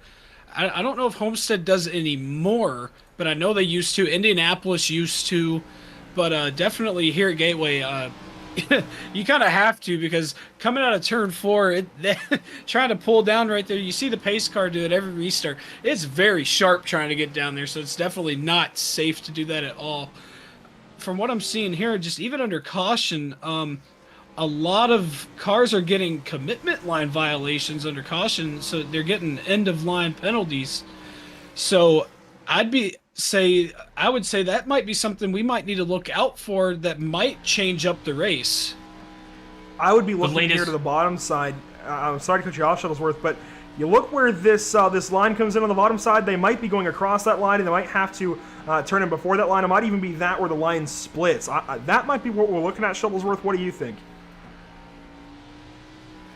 I believe race controlled a specified white line right along the entry of Turn 3, along the pit entry. That is essentially your commitment cone, if you will, to get onto the pit lane here at Gateway. And our latest casualty is actually going to be Taylor Butcher Benjamin. Yeah, it is a white line, not necessarily on the apron of the racetrack. It actually runs across the racing portion of the track itself, where drivers will actually be competing with each other on the racetrack, if you will, as opposed to going down on the pit entry. So it gives a pretty clear sign to these drivers as to where they need to be in order to actually make a legal and safe entry onto the pit lane here at Gateway. And no, as you guys were saying, with stock cars, I think this is currently the only active racetrack where you have to utilize an access road to come down onto the pit lane. And yeah, that's an excellent drone aerial shot of where these drivers need to be. So yeah, it is quite tight to actually get under that line before the commitment point.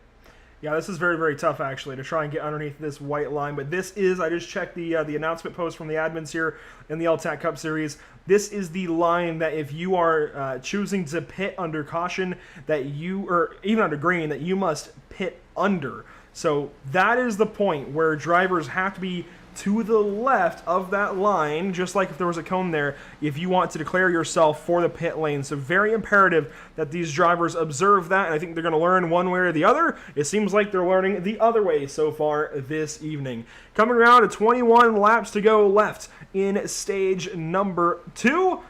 And Joseph off of the top side, and he's going to roll off and away with another big restart.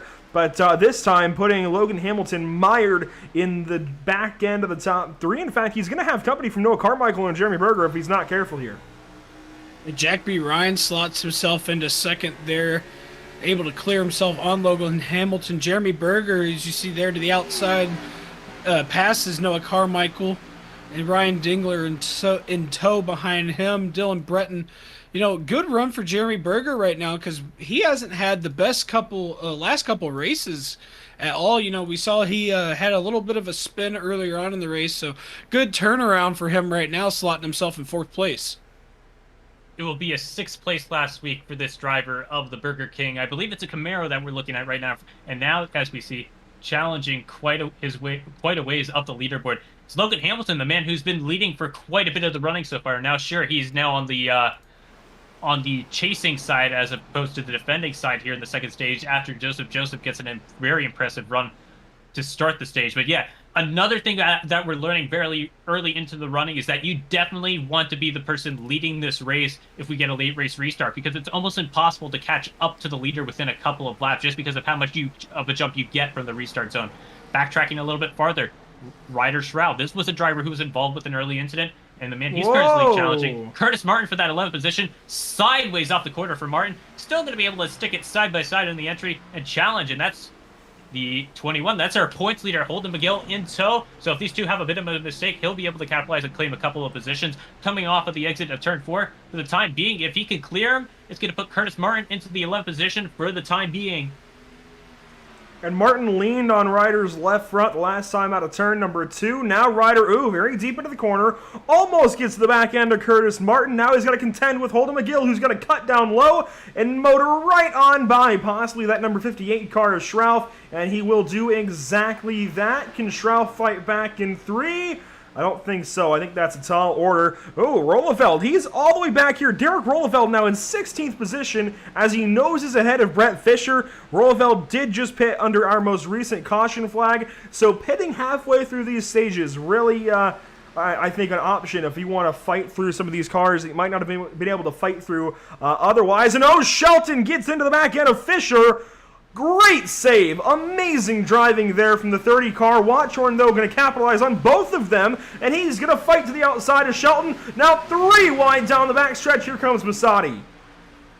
I was hoping they weren't going to go into turn 3 going 3 wide, because that would be very ill-advised and not very good at all, because they run out of track very quick. It tightens up, especially you see coming out of turn 4 there, that wall, it juts in and then juts out coming into the front straightaway there. But man, looking there, Frank Flores slots himself in 20th there. But up front, the battle for the lead, Joseph and Jack B. Ryan going to be side by side, and Jack B. Ryan's going to clear him and make it look easy. And while this driver has been very relevant, this will be the first time today, I believe, that he's going to claim the race lead here. It'll be the completion of lap 65 this time. And yeah, we're seeing that Joseph might have had to abuse his tires to claim that lead a little bit earlier, because it is going to be a new driver on the top of the board. And Ryan has showed to have pretty solid pace for most of the running so far today. But I do have to say, almost to counter myself here, that Joseph is not falling off quite as quickly as you might imagine. Still within a couple of car lengths on the entry at turn 3 this time by.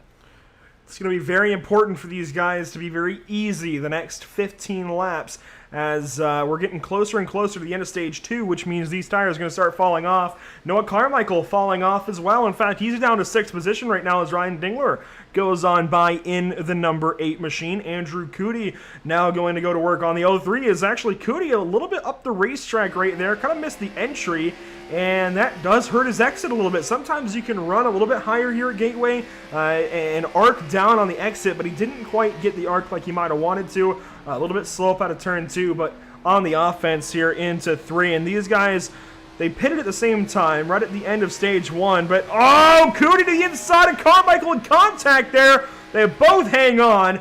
This is a fight to watch. Yeah, I think Noah might. Oh, and he completely wrecks him. Just That drove was something. straight into the back of him. Didn't even lift. Oh, John Fallon into the back of Noah. If I'm the driver of that 03 machine, I'm going to remember that because I think he's going to remember it very quickly here into turn 3. Yeah. Watch this. Yeah, I know Noah's not going to be very happy about it, but it looks like Noah's keeping his composure very well. You know, those of us that know Noah, he can have a little bit. He can be temperamental at times, but he's doing a very, very good job maintaining that and having some composure. I don't know if I would say that was intentional by any means, but Noah definitely not going to be happy about that at all. No, without a doubt, it very easily just could have been a case of Cootie just missing his braking point, and it could those movements in whether it be the throttle or the brake in your inputs can be so important in terms of your lap time around here, and it could have been a very minuscule difference in him missing that braking point, and he completely overshoots the corner. Very easily could have been that. Could have been just a little bit of over aggression from the driver as well. But regardless, if a driver had poor, or if I should say negative intentions of retaliation as a result of that, Carmichael is someone in that position. He definitely could have done it if he wanted to, so definitely showing a lot of composure after that. Because that's a scenario, especially at this point of the race, where a driver can really let his emotions get the best of him. So very impressive job mentally from the driver. Well, he's going to send it back on John Fallon right there. If you saw it out of turn 2, Fallon leaned on the left front of the 03 a little bit, and boy, Noah's really getting bullied at this point in this race. He's on the defense for sure, on his heels, but he's been hit. I mean, I said that he flat out wrecked him because I thought he was going to flat out wreck him. I'm very surprised Noah hung on that race car. I don't think anyone could have controlled that. That was a bit of luck that went into saving the 03. That was very, very unfortunate. But then Fallon leaning on him now, and these guys kind of just ganging up on him. Oh, Curtis Martin maybe leaning on him a little bit. Now they're taking him 3 wide. Oh, man, and maybe gonna door bang a little bit here. Noah Carmichael. Oh, yeah, there's the door bang. A little bit of contact there. Noah Carmichael. Oh, boy, he's going to get frustrated pretty quickly, and I would too in this position. This is, oh, man. Yeah, Noah's got a lot going on in a short amount of time. He definitely had his hands full and his windows full, his mirrors full, everything. You see these cars starting to slip and slide. Colin Stone a little loose coming out of turn 2 there, sliding a little bit. But, man, props to Noah Carmichael for keeping composure and staying patient right there, because there's a lot of guys that would have just lost their temper right there, and you know, we might have had a caution on the racetrack, but nonetheless, we're still green here with 8 laps to go left in the stage. And the other important thing for Noah at this point in time, I believe he's a part-time driver. I don't think he's running for the championship, which means he's probably going out here with the full intention of just winning races. So at this point in time, I just think he needs to relax a little bit, make sure that he gets this car to the end of the stage so he has something to challenge with for the back end of this running. It'll be 64 laps to the end. Well, it'll be a little bit less than that because we'll have a stage caution flag. We'll probably get back running with about 60 or 59 laps to go. But the point still stands that if you're Noah Carmichael, you want to go out there and get that race win. So just bring the car home in decent shape, and you'll get a reset, get another opportunity if you have the pace. Might need a little bit of luck from the midfield because it's just going to be really tough to get past some of these guys that have equivalent pace to you. Logan Hamilton has worked himself by Joseph for second place. Now watching the battle for 7th, 8th, and 9th, just inside the top 10 that pays points here in about 6 more laps time. And Grant Peterson's trying to get by John Fallon. John Fallon says, nope, not so fast. Drives back to the inside and might even clear him down the front stretch. No, gets very sideways out of 4 and is likely going to give this spot up here in about a half a lap or less as Peterson now working the top. And I think that 52 is simply faster and has much newer tires as well. A very good run here out of John Fallon so far. This is very, very surprising and in a great way as well for the driver of the 16. It's been a rough go of the season so far. In fact, he comes into this evening 29th in the point standings, but finished 2nd in stage number 1. Picks up 9 points, and that immediately moves him ahead of a couple of drivers that he was trying to pass. So in fact, he's already up to 27th in the standings by our count so far. So big stuff here for the driver of the number 16. Unfortunately, towards the back end of stage 2 here, but is still going to pick up some valuable points as long as he hangs on to where he is currently. Ryan Dingler up into 4th, Joseph 3rd, Logan Hamilton 2nd, and Jack B. Ryan continues to lead. But this, oh man, these battles are just great back here trying to hang on to points. Here is the 8 car on the 20. This could change up our top 3. or Ryan Dingler right now. You see the back end of Joseph there repping Race Pace, sponsor of Pit Stop TV, or partner of Pit Stop TV, excuse me, got to get terminology. But you see there, he's getting a good run off of turn number 2 right there, going to get up closer to the back end of Joseph. He's going to try to arc turn number 3 here to get a better run, and he's going to arc that very perfectly and maybe get a good run right here out of 4. As you see, he gets onto the gas very well, and he might have a run going down the front stretch. We've mentioned that the early strong pace in stage 2 from Joseph could very easily come back and bite him, and it looks like he's starting to trickle down the leaderboard a little bit. It won't be too far. Even if he loses this position here to Ryan Dingler, he's still going to be able to come away here with 7 points in the stage, which is going to be very impressive. That's really going to help him challenge Holden McGill for that top spot in the point standings, especially when you consider that McGill only claimed 2 points in the first stage. Now, sure, Joseph stands almost a full race back, but you really want to claw and get back up there, and you have to do it a stage at a time, a lap at a time, if you will. Every little decision you make as a driver is going to add up over the course of time. So just to be able to claim a lot of points at the stage is going to be very important for this driver. But he's doing a very impressive job. Wow, there are full sends, and that was definitely one of them from Dingler. Not quite able to get contact to try to go for the bump and run there, but that was very courageous on the entry of the corner. And he doesn't seem to lose too much time. This time we'll come out of turn 4, and it's only going to be 1.25 miles left for Jack Ryan to secure the second stage here at Gateway.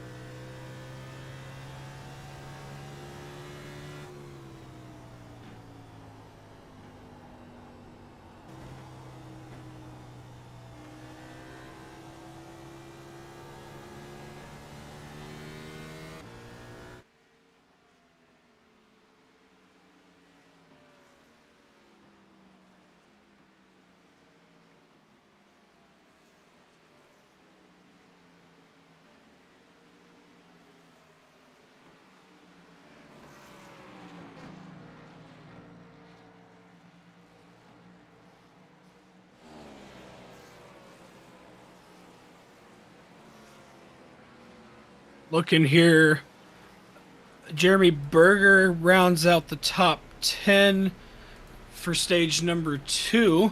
But yeah, good for Jack B. Ryan here to get a stage win. I believe he's missed a race, and so that's definitely going to help him out the points. Logan Hamilton not able to sweep the first 2 stages, but still a second place finish for him is going to help him into the point standings. And Joseph, staying consistent, running top 3 there, so he's going to have a good track position here going into pit road, going into the final stage. So he's going to have to try and capitalize here, as he's going to be restarting on the bottom regardless. So he's going to have to figure out what that's a violation. That will be a violation. That will be a violation from the 2 car. We were talking about that earlier. That is crucial.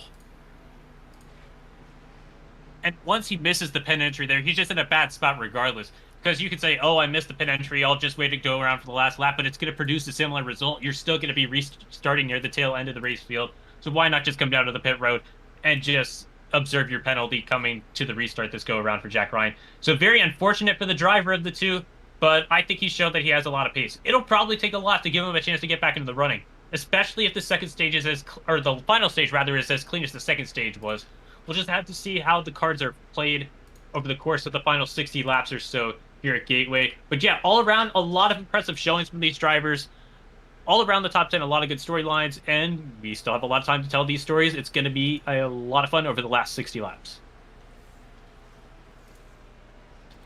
So pit stops, of course, underway, and Logan Hamilton going to lead us out of the pit lane and will resume the race lead. Ryan Dingler going to, it looks like, take second, and he will. Andrew Cootie, it looks like, will exit the pit lane in third. Then Barrick Uphold and Holden McGill going to be your top 5 on the far side of pit stops. And we're going to, well, I don't think we'll actually have the AOD racing driver of Jack B. Ryan here for a Stage 2 interview. Usually they hang out elsewhere. So let's look through the field for just a moment. And you know what, Trey Shuttlesworth, I'm going to bring you somebody who might have a few choice words about how his stage number 2 went. It's going to be Noah Carmichael. I'm just going to get a hold of him here in Discord, and we'll bring him right to you, Trey.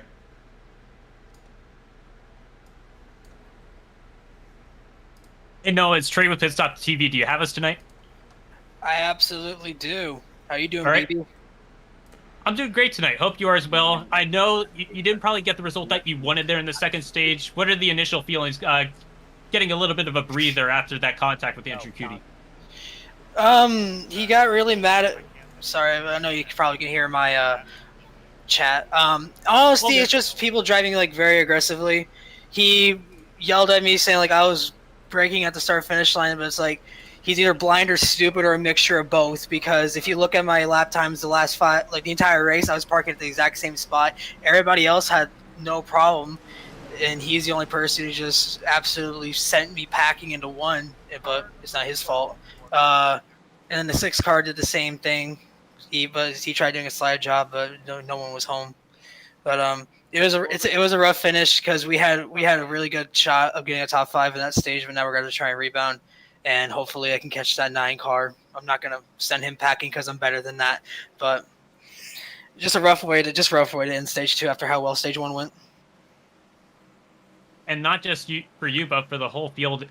It seemed like it was almost a switch of fortunes because in the second stage, we only had 1 caution flag during the stage. Do you expect it to be as clean in the final stage, or do you expect a lot of calamity?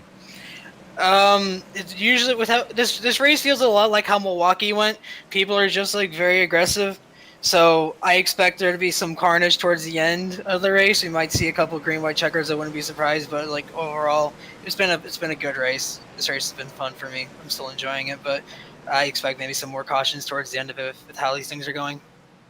All right, thank you, Noah. Just one more brief question before you thank anyone you need. Do you think you have the pace to go out there and win given the right circumstances? Given the right circumstances, yeah. I know that like if I can hold the top, then there's really nothing anybody can do. That's all I got. Thank you, Noah. Anyone you want to thank quickly before we restart here for the final stage?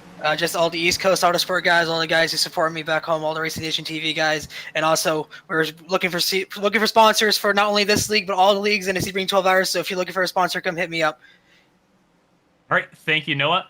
He'll have a lot of climbing to do, and he has a lot of confidence. We'll just have to see how the final stage goes for Noah Carmichael and Andrew. It's going to be an absolutely electric final stage here. Just under 60 laps to go now with the start of stage number 3. Dingler second place, Uphold in third, and Hamilton's already in a different zip code. Fires off into turn number 1, lap 86 of 144. I believe that would be 59 laps as we take that green flag. The fight is on for 4th on back. Cootie's there. We've got Peterson. We've got Holden McGill. 3 of the fastest Chevrolets in the field all on top of one another. Here they go into 3.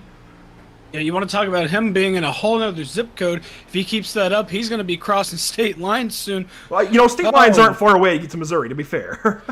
Yeah, he's going to be crossing state lines, but nonetheless, he's going to cross the start-finish line there to take lap number 86. We're fanning out. You see Merrick Watchorn find himself back into the top 10. Now we're watching Merrick Uphold going under fire with Grant Peterson there on board with Uphold, excuse me. Almost riding that wall right there. You see Peterson able to clear him going down the backstretch into turn 3. He's going to have a fairly, conservative line there. As you see Curtis Martin just fly by on the inside.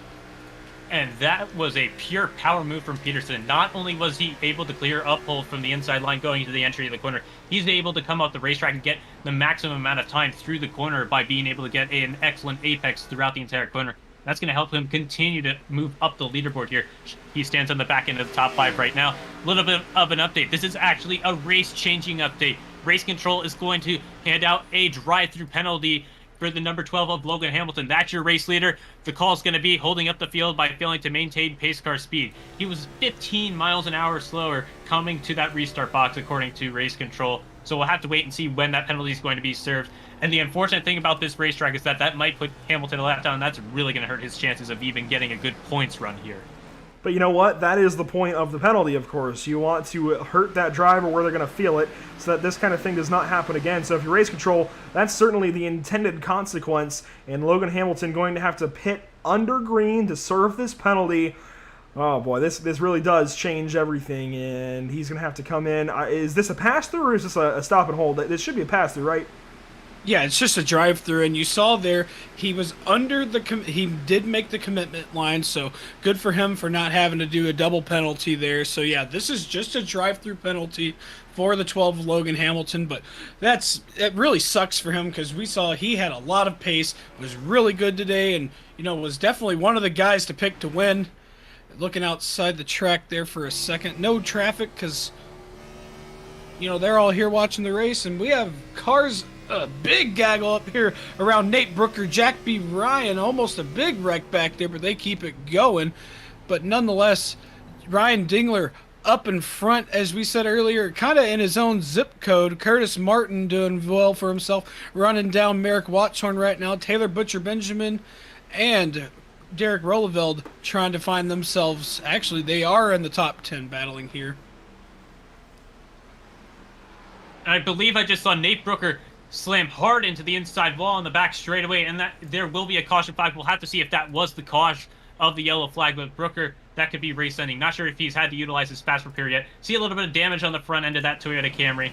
A lot happens there. Miraculously, though, Logan Hamilton will stay on the lead lap. Now, it's going to take a lot over the last 50 laps or so for him to get back into the running, but he has a lot of chance to make up a lot of opportunity for the driver. We'll backtrack a little bit and see what causes the incident there for Nate Brooker.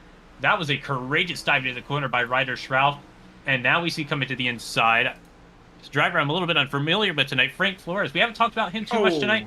A little bit of contact there for Schrauf. That's a second incident Schrauf has been involved with tonight. And I'm not sure if that was necessarily his fault. I think that just might have been purely a racing incident. A little bit too harsh to judge your zones there coming off of the corner.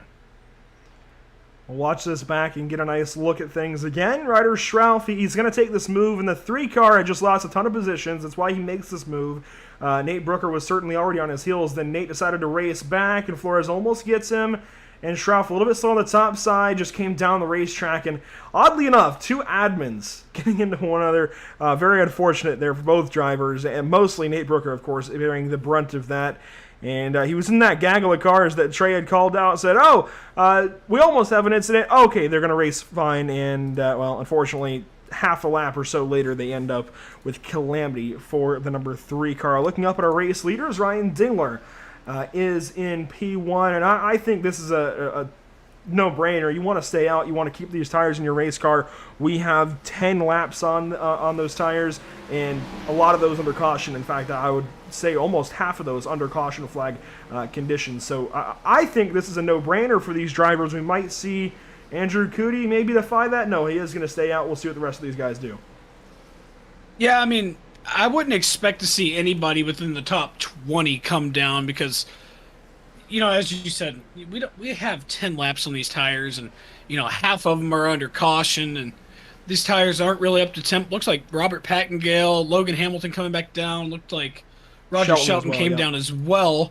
So looks like we only have 3 takers coming down pit road.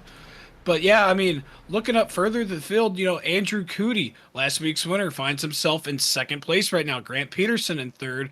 Merrick Watchorn, after a couple of incidents tonight, finds himself in 4th. And Curtis Martin in 5th. Tucson Sound Art, you see that big graphic there. Very, very proud partner, here with the L-TAC Cup Series here and Pit Stop TV. Just remember, with Tucson Sound Art, that is your picture, your music. They provide a beautiful, high-quality framed photo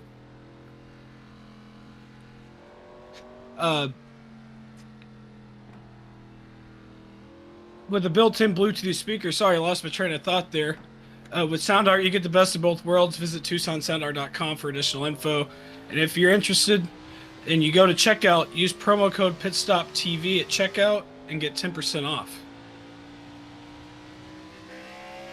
And I believe we're riding on board with Logan Hamilton endorsed by we're with Robert Pattengale coming down the pit lane. He's a driver that hasn't really made his presence known too far tonight, but the important thing I think for him is that he's been able to keep the car relatively clean so far through the running. Now, with a lot of calamity, that could very easily result in a top 10, and we'll see it from time to time at these types of racetracks.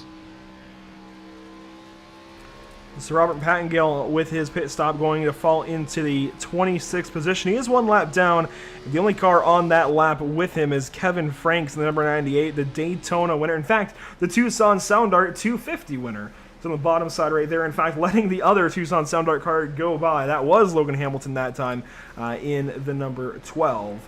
And we could have called that round of pit stops the Tucson Sound Art pit stops or something like that. I don't know. The Tucson Sound Art pit lane, maybe that works, something like that. Regardless, coming to the restart this time by Ryan Dingler, our race leader. Andrew Cootie, second place. And you've got Holden McGill to worry about. You've got Grant Peterson to worry about. Merrick Watchorn. Oh, how the cream rises to the top. 5 very, very fast Chevrolets at the front of the field. Then you've got Curtis Martin in a very fast Toyota this evening. A whole lot of great cars towards the top of things and getting ready to restart on a lap. We're coming to 96 of 144. The lap's winding down this evening, and it's all on Ryan Dingler to get this restart in nice and cleanly. He's waiting longer than most anybody else. Now he fires off and away, and, well, that's why those guys were going so early, because he does not get nearly the jump as some other drivers have this evening. He does lead, of course, off at a turn 1, and we're now solidly on to lap 96. Yeah, Ryan Dingler able to get a good jump there. Grant Peterson falls in suit in second, on board with Merrick Watchorn right now, sitting in P5 right now, side by side in front of him. Holden McGill and Andrew Cootie. You're going to see Watchorn try to use that outside line to his advantage, but he's going to be holding off Andrew Cootie going to be holding off Watchorn here. We saw them battling a lot, pretty hard racing last week at Michigan, so I expect to see some more hard racing between those two tonight. Oh, without a doubt, they're going to continue to be quite aggressive, as we've seen has been the case for most of the running. And a driver that hasn't been talked about too much at this point of the race, but is in second place is Grant Peterson. That's our pole sitter, involved in that lap 1 incident, and he's starting to make his presence known yet again. And sure, Dingler did pull out to that half-second margin, but he's been able to cut it down very progressively over the first 2 laps. And we might even see a challenge as we head into turn 1 here from Peterson. This will be the first time I believe he's been in the lead since lap 1. Looking to the inside here, they are going to be side by side in the entry of the corner. Peterson backs out, and now he'll be under pressure from points leader Holden McGill. So Grant Peterson back on the offensive here at the number 8. He's got Holden McGill in behind, and McGill going to go for the look into turn 3. He's going to take that opportunity, and he's going to soar into second place for now. Does he clear him? Not quite. Peterson hangs on. He's still hanging on to the right rear. And he's going to use the outside to draw back alongside of Holden McGill. Drag race to the start-finish line. McGill noses ahead still. And into turn 1, I think, can ship it up the inside. He'll do exactly that. Peterson going to look possibly for a crossover. Nope, not going to work. He's going to have to settle for third place for now. But this only spices the battle up a bit more, because I think throughout the entire season so far, that 21 car has been most capable. It's just a matter of actually being able to execute and things going his way. I think that's really all that's held Holden McGill from getting more victories so far this season. We've talked about him as possibly the best in this series all season long. He's only got 1 win in 6 races. Peterson now looking back to the inside. Peterson trying to do all he can to get to the inside of Holden McGill. Holden McGill goes up the racetrack a lot there, so that's going to allow Grant Peterson to potentially get a run, but looks like he's not going to get as much of a run there as we thought. So on board now with that 52 machine, with the 91, looking up to the 52 machine, Merrick Watchorn, you get a really good view of what's going on in front of him here, just seeing up front to the lead and just the gap between Watchorn and Peterson themselves. And what you were seeing is that second and third place, they're really backing up the entries of their corners, that it's set up for an overtaking opportunity for, in this case, it's Holden McGill, challenging for the lead, looking to the inside of race leader Dingler. It's going to take a little bit of a dive to pull it off here under the entry of the 3. We head in. It will be a side-by-side battle. 21 washes up a little bit, near contact between the top two. We come off the exit of the corner, and as long as Dingler is able to get into the power quite efficiently, he'll be able to hang on sideways completely for Peterson, and that's now going to bring this battling between the top three. It'll bring both Watchhorn and Joseph in, and now it's a 5-car dogfight, all within 7/10 of race leader Ryan Dingler. I wish we could watch the battling further back. We've got great battles further on, but this top 5 is electric right now, and Holden McGill still trying to find a way by Ryan Dingler. This is a great run so far for this 8 car, and this is what Dingler needs if he wants to elevate his season. I've been saying this about a lot of guys so far, but Gateway has really turned up the wick as far as creating some parity. That said, McGill might finally have the opportunity he needs to take the race lead in 1 and 2. On to lap 103, he's going to ship it up the inside. Maybe a slide job he is going to clear him. Dingler lets off. Man, you got to hold your ground if that happens. And he's going to relinquish the race lead. Now Peterson fighting to the inside of McGill, trying to capitalize on the slip up from the 21. He will do so to the bottom of turn 3, and McGill really heavy into 3 up the racetrack, and he's going to come down almost into the 8 car, and up out of turn 4. There's somehow all single file trouble in the back. Yeah, caution out on the speedway here. Looks like Barrick Uphold. Brett Fisher's in this. Brett Fisher is also involved in that. You see Robert Packingale. I don't think he was involved. He's just coming around at the aftermath of that. So we're going to get a look at that there. See what the cause of this incident was. And I believe this will be only the second time tonight where we see a caution caused by an incident in turns 3 and 4. I believe the only other time was when Jackie Ryan went sailing onto the entry of turn 3 and no one miraculously hits him. Yet again, looks like it'll be Ryder Strauss somewhat involved in the incident. Oh! 3 wide on the entry of the corner. And it looks like he does force Hamilton down onto the apron, and that's going to cause... Well, actually, somehow Hamilton's able to come away, so impressive driving there. And it looks like Uphold gets tagged by some of his competitors, including, I think Fisher was one of the drivers who initially does tag him. I think that's Fisher we see coming out of the grass. Yeah, that was Brett Fisher that got him broadside in 3 and 4. And this kind of all starts with just, I think, Logan Hamilton catching these guys. And Hamilton, of course, was up there leading much of this race. And at this point, Logan's trying to fight through them and get back up to the front. So the penalties certainly playing into this one. And Schrauf a bit slowed on the backstretch. Uphold gets to the outside, so they're racing. And Logan thinks there's an opportunity to go 3 wide, and that's very ill-advised, and completely gets into Ryder Schrauf. And here's Uphold getting collected by Fisher right there. Oh, and Frank Flores in as well. Oh, man. I mean, there was nowhere for Fisher to go. Yeah, Fisher had nowhere to go, and unfortunately, just got caught up in that. Ryder Schrauf caught up in another incident we saw last week at Michigan, where he went up and literally flying, got airborne. We're on board with Fisher right now. We're gonna see from his view here. You see the wreck up front. He's trying to go low to avoid it, and bam, just nails right into the 92. Just nowhere to go. And of course, from that point of the racetrack, it's really hard to tell if the 92 of Barrick Uphold is actually holding the brake or not. And it did appear that Uphold was holding the brake as proper. It's just we didn't see the car come to a complete stop until about the point in time in which he reached that stop race car, and unfortunately was on his path on the racetrack, which he thought was going to be safe. It's just the nature of this type of racing, oval racing, if you will. It's just going to happen from time to time. Sometimes you guess and you guess wrong. Just unfortunate, and the hope, of course, for that driver is just that, maybe you're still able to go into the bank and utilize that one fast repair. The other thing I definitely liked about getting that second perspective of the wreck is that we saw that the contact that brought Schrauf down into the inside lines, it did seem to stem from Logan Hamilton being a little bit aggressive on the entry of the corner. It seemed like the first replay almost gave the impression that it was Schrauf that came down a little bit on Hamilton, but it did seem like his car got a little bit upset on entry, as you noted, Andrew. So now under caution for, what is this? I think this might be the 7th time this evening, including our couple of stage breaks. 8th time. I was so close. 7 lead changes, though, as we work our 8th caution flag of the evening. So 6th caution for an incident here at the Worldwide Technology Raceway at Gateway. And, boy, what a race we've been treated to so far. Certainly, I love always coming to Gateway. I've mentioned it multiple times so far tonight. It's such a unique racetrack. A driver's racetrack challenges these drivers.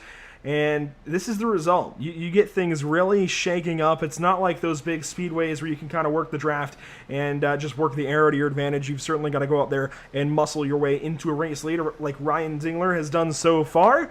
And certainly some great race pace out there. And that's... It sounded good in my head, not so great in execution. We're still going to talk about Race Pace, a driver development service and setup shop all in one. That said, it's not any old setup shop where you pay exorbitant amounts just to get a couple of tenths on the racetrack. No, Race Pace is donation driven.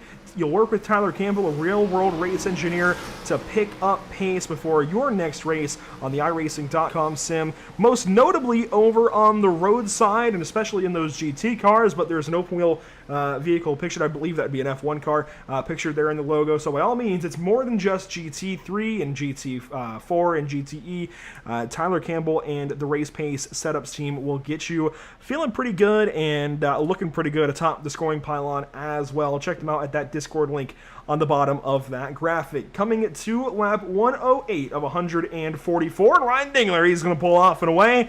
That was a much better restart, a much larger advantage down the front stretch this time. You see, they're going into turn one. He's got about over half a second, almost 7/10 of a second, as he goes into turn number two. They're 3 wide there at Derek Rolleveld and Joseph, but they get that sorted out rather quickly coming out of turn number two. But you see that gap there is growing ever more there, almost to a second now. And it's really hard to tell if it was just an incredible launch from Ryan Dingler or a poor launch from the second place Andrew Cootie on that one. Cootie already back to the 4th place position now, so he's really struggling off of this initial restart. Now Joseph will look to the inside, and he'll be the one challenging the 4th position. And yeah, it's a 7/10 of a second. Oh, we got trouble! We multiple cars around. This might be our biggest incident yet. That takes out a lot of the midfield. Looks like we have one car up and over. It's going to be Taylor Butcher Benjamin. Many others involved, without a doubt. Our largest incident, we see Bear Cuphold involved for the 2nd consecutive time, and well, this is going to be a lot to deconstruct. That it is, Trey Shuttlesworth. A lot going on here. I'm not really sure where this all starts, but I know I saw the 92 around, and I think it's actually going to happen up ahead. There it is. Logan Hamilton gets turned by Dylan Breton. That collects Noah Carmichael. Dylan Breton sideways on the racetrack, and somewhere in here, I guess... Oh, my gosh. They just kept on wrecking, and the one was heavily involved. I think there might have been a couple of separate incidents, all culminating into this massive turn 1 and 2 incident. Let's take a few more looks back at things.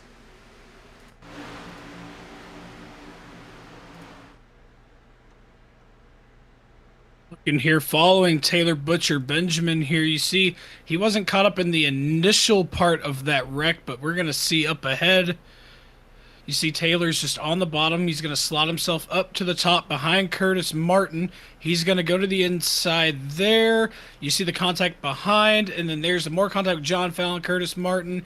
He gets tagged, goes up to the inside wall, gets hit there, and just flies into the fence, rolls, and obviously the damage model here on iRacing is a little bit wonky, so you see he gets on 4 wheels and then didn't render right, and then send him up and over, so he's going to have to get a tow back to the pit lane there, but definitely a wild crash going into turn number 1. We're going to get another view of it here. The incredible thing from Butcher Benjamin's perspective is this incident happens several car lengths behind him, and it still collects him and others ahead of him.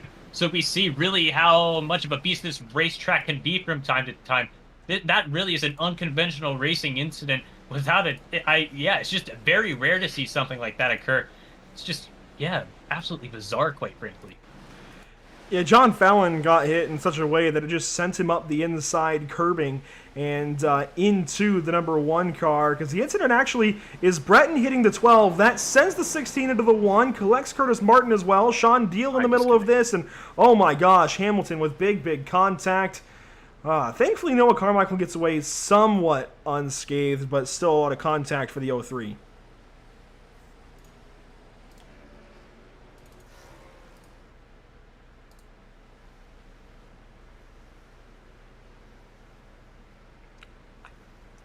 So under caution here on lap 111 of 144. Grant Peterson, your race leader. Merrick Watchorn in second place. Joseph in third. We've got some takers here under the caution period. There's Barrett Uphold. Jeremy Berger down on the pit wall. I think he's having to let some cars go by. Uphold's going to come in for service. I'd imagine many others already have come in and will come in under this caution period. Taylor Butcher Benjamin, I think he's definitely done for the day, unfortunately, after going for that wild ride there in turns 1 and 2. And you know what? Let's see if we can dial up the driver of the one car, because that would be certainly one to catch up with in the virtual care center, if you will, I guess, outside the front door of the virtual care center. And Taylor, do you have a copy? Yeah, I do. Certainly the dejection in your voice. What happened from your point of view there? I mean, you were 2 or 3 car lengths ahead of all of that starting and somehow end up on your lid. Kind of was almost reminiscent of what happened in New Hampshire last year, but just what I call it a forward domino effect. I mean, looked like everybody was just kind of checking up going into that corner. Dylan got in the back of Logan, which knocked Logan into John, which knocked John into me, and so on. But man, my day was just kind of in trouble from the beginning. Got together with the 49 and lost a lot of track position, but I gained it back. Was, just trying to be patient there at the end, because it would have been close to making on gas. So I don't know, just a rough situation all the way around. Just wish the quality of racing would improve a little bit, if you know what I mean. And certainly you're one of the better drivers in this league. I think that's fair to say. You've got the highest I rating here, and we usually see the one car make sitting up for wins. Not so much so far this season. What's been the trouble for you? Well, I mean, I guess the quality of competition, and we've got a lot of guys that didn't run last year that, are pretty good, that are in here this year for the first time, like Joseph and Holden and some other guys. But as far as just the rest of it, I don't know. I can call it bad luck. I can call it whatever. It doesn't change anything. It's just tired of ending up in this position. Certainly, well, we feel for you there. Who do you have to thank this evening as the field's about to go back green flag racing? I thank my Twitch chat for sticking with me despite all the shenanigans that have been going on. Guys at RCS Racing, you guys for doing the broadcast, and fans for watching, and hopefully I won't be able to get back out there for a while, but hopefully we have a good end of this race and see a good finish. We're looking forward to seeing the rebound at Chicagoland Speedway in 1 week's time. Hopefully we see you out there and up towards the front. Best of luck to you, Taylor. And that's Taylor Butcher Benjamin, obviously very dejected. And that's the kind of emotion that we like to see. Unfortunately, not so much for him with the dejection in his voice. Certainly disappointed at how the race has gone. And some strong words about his competition as well. Racing into lap 115 of 144. Just under now 30 laps to go. Actually, we took 30 laps to go at the start-finish line. How about Richard Springer? He scored as the 6 car, driving that throwback Wood Brothers 21. He's up into the top 3. He's got close competition behind, but I'll be darned if he isn't sitting on the bottom step of the podium right now. Yeah, Richard Springer having a really good run right now, as we saw there. Also, a change for the lead happened. Merrick Watchorn up to the lead now as well. That 91 machines we mentioned before, up and down tonight, had a couple incidents, but here we go, upwards of 30 laps to go, and he is leading. We know the 91 is no stranger to being up front, and if he can keep this up, he might be able to bring it home in victory lane tonight. Of course, still a long ways to go for the driver. And honestly, at this point in time, it is anyone's game. It's just going to be a lot of fun to see who is able to come away with it. Also, in case you were wondering, Jack Ryan, the driver who had that penalty at the end of stage 2, it would have been for coming down onto the pit entry but not getting the commitment line in time. It's going to put him, well, actually, let me rephrase. He's all the way back up to the 5th position. He would have restarted in the mid-20s, and now within about 30 laps, puts him all the way back up into the top 5, and he's showing that he has a lot of pace right now. Jack B. Ryan up to 5th in the back end of the 20 car of Joseph. These are the top 3 players we've seen a lot of this evening, with a couple up ahead as well, Grant Peterson, and, oh, trouble in the back, Ryan Dingler in it!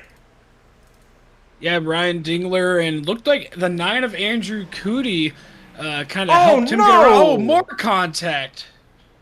Barrick uphold, no front end on that machine now. Oh, man. Post-caution contact, we're going to take a look and see what exactly brought out this yellow flag here. Believe it was out of turn number 4 there. We saw him spinning. Here we are. We're going to get a look going down the back straightaway here. You see Dingler and Cootie side by side. Going into turn number 3 here, Dingler sends it down on the inside and slides up.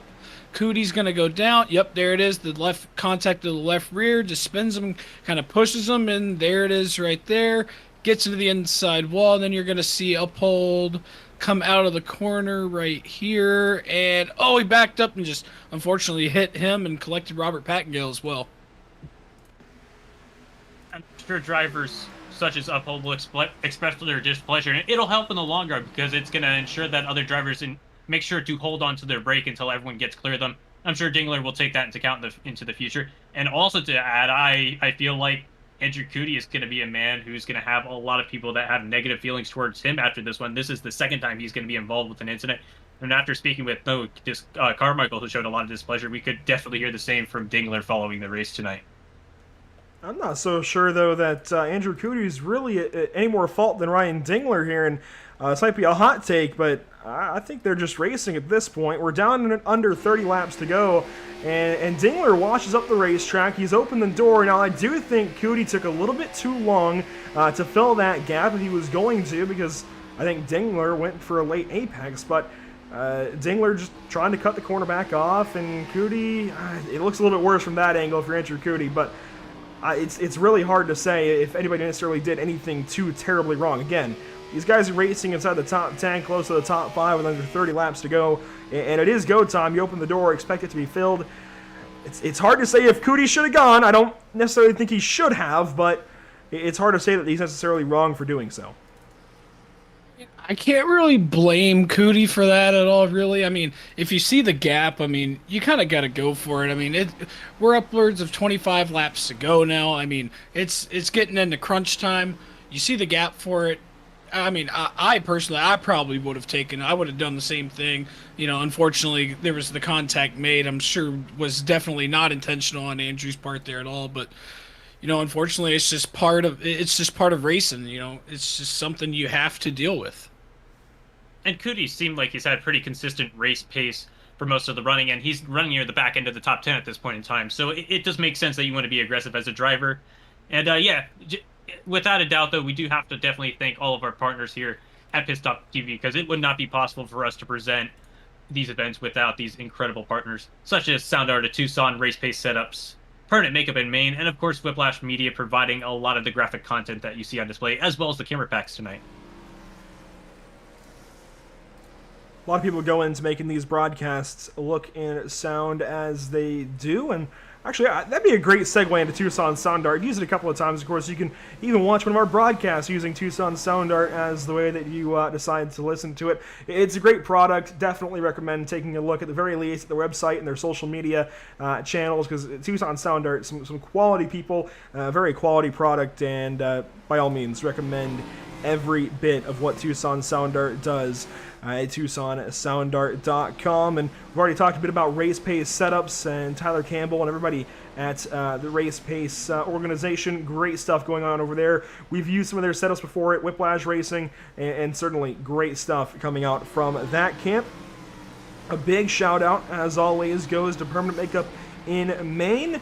You can go to permanentmakeupinmaine.com to learn more about what they offer up, but Permanent Makeup in Cryo in Maine is the place to go up in New England if you are looking for any kind of permanent makeup procedures or treatments or anything like that. If you're looking even for cryotherapy, this is who you want to go to. Permanent Makeup in Cryo in Maine, led by Ashley and Evan Bullier and the rest of their team up at their locations in the almost Great White North, up in the state of Maine. They've got some great locations to check out, and you should definitely do so in your in your time. So, coming up out of turn number 4, Merrick Watchorn now the race leader. Just over 20 laps to go. We go back green flag racing the 92. A big jump down the front stretch, 91 rather. And here comes the 2 car up over the 52 of Peterson. Jack B. Ryan up to P2. Yeah, Jack B. Ryan is a man on a mission. We've seen how quick he is. We saw he overcame that penalty earlier on tonight. Slots himself back into second with about 20 laps to go now. He is on a mission trying to reclaim the lead he lost, and he's definitely not going to go down without a fight. The one driver currently standing in between him and victory, that's Merrick Watchhorn. And while Watchhorn has been... Oh no, actually he comes in tonight decent ways down in the point standings. Oh, trouble again! Michigan, but we do have more trouble. This time it's going to be Grant Peterson as one of the drivers. He's the one still stopped waiting for the field to come by. The other driver that he makes contact with, it's Richard Springer. Oh boy, this is big trouble for the driver of the 52. Again, he won at Milwaukee a couple of weeks ago. Ooh, this is really big, and this is really heavy contact as well. Richard Springer really gives him a walloping into the turn 1 into retaining wall here at Worldwide Technology Raceway at Gateway. You can see the 21 in behind. You know what? Let's take it from his point of view. Sorry, it scored as a 6. Visually the 21. That's still throwing me up. Here we go. Oh man, he got right into him and carries him up even further into the wall. From that angle, it doesn't look quite as bad, just a little bit of contact, much like we saw at the start of the race. So maybe this is that contact at the start of the race kind of coming back to bite Grant Peterson. Yeah, I mean, as we mentioned as well, just especially having contact, up onto the corner or even on the exit of the corner, especially on the left rear or the right rear of these race cars, it doesn't take much to upset these cars at all. So you're going to see it there, just slight contact with the 52 and just carries him further up into the track, into that wall. And fortunately, just the 52 was collected in that because the rest of the field was able to get by unscathed. But unfortunate for the 52 of Grant Peterson, because he was on for a pretty good race tonight. And for Peterson, our pole sitter tonight, climbs his way all the way back up to the top of the leaderboard, and it looks like he'll have to work his way back once more. But the other thing is, and it looked like there might not have, it looked like from that angle might have been a little bit of netcode between the two drivers, a little bit difficult to tell. But yeah, overall, just a very difficult scenario for that driver, because he might have had to utilize his fast repair for that lap 1 incident. And even if he does have a fast repair, time is running very thin. So under caution yet again, and hey, cautions breed cautions. We're towards the end of the race now, to the far side of 20 laps to go. It's crunch time for all these drivers, and a lot of drivers' seasons, I think, hinging on this race. We're so far into the season now that, we're a little ways past the whole, it's still early yet, I can still go out there and recover. This is where you've got to start hitting mid-season stride. You've got to go out there and you've got to start executing. So if you haven't yet, this is the race where you need to go out there and capitalize on some other drivers' misfortune. Coming into this evening, we're looking at guys like, Merrick Watchhorn. He's had a great run of the mill lately. No stage points this evening. Comes in 6th place, and he's only a couple of points over Zach Arnold, and only a little bit over Grant Peterson. Granted, Grant Peterson just had that issue, but even Peterson was starting to take some chips away out that gap to Zach Arnold and Merrick Watchhorn and some others up ahead. So again, this is where you've got to execute if you are any of these drivers, even if you're Holden McGill coming into this evening with almost 30 points. Sorry, almost 40 points, actually, back to Joseph. Joseph, you still got to make sure you capitalize every step of the way. And, well, Joseph has actually earned more points than Holden McGill so far, so that's just going to keep piling up. If you make a habit of where you finish in these stages and how you run these strategies, because a lot of these races, they end up relatively similar when the stages come down to it, you've got to execute at these stage finishes. You're able to then give up a couple of points in that third stage if you earn yourself a couple of really good stages along the way. Yeah, I've noted this throughout the entire season. Consistency is key. Consistency is where it pays off. Having those stage points, definitely helps. As you mentioned, Joseph has scored more points than Holden McGill tonight, so that's gonna propel him, a little further closer to Holden into the point standing. So if I'm Joseph, I want to try and finish, ahead of Holden again, just so he can capitalize on getting more points to narrow that points lead, because I believe he went in tonight with a 38-point gap. So, capitalizing on this, depending on how this race ends up finishing, he might have it, even lower, maybe in the 20s. And yeah, just to talk a little bit more about the points picture beyond looking at the top guys, they are doing a very impressive job this season. Even with that massive gap for McGill, there's a lot of competitive drivers within a decent reach. But yeah, unlike what you'll see in real life NASCAR stock car racing, where a win will earn you a spot into the playoffs, I remember you mentioning a bit earlier, Andrew, that you need to get in on points here in the L-TAC Cup Series, which presents a really unique challenge. So you can't just come in and go part-time and claim a win and then relax a little bit. You have to be relatively consistent in that series. And that I think that's very positive. It will encourage these drivers to be very consistent from week to week, and it will try to encourage a little bit more of a cleaner style of racing.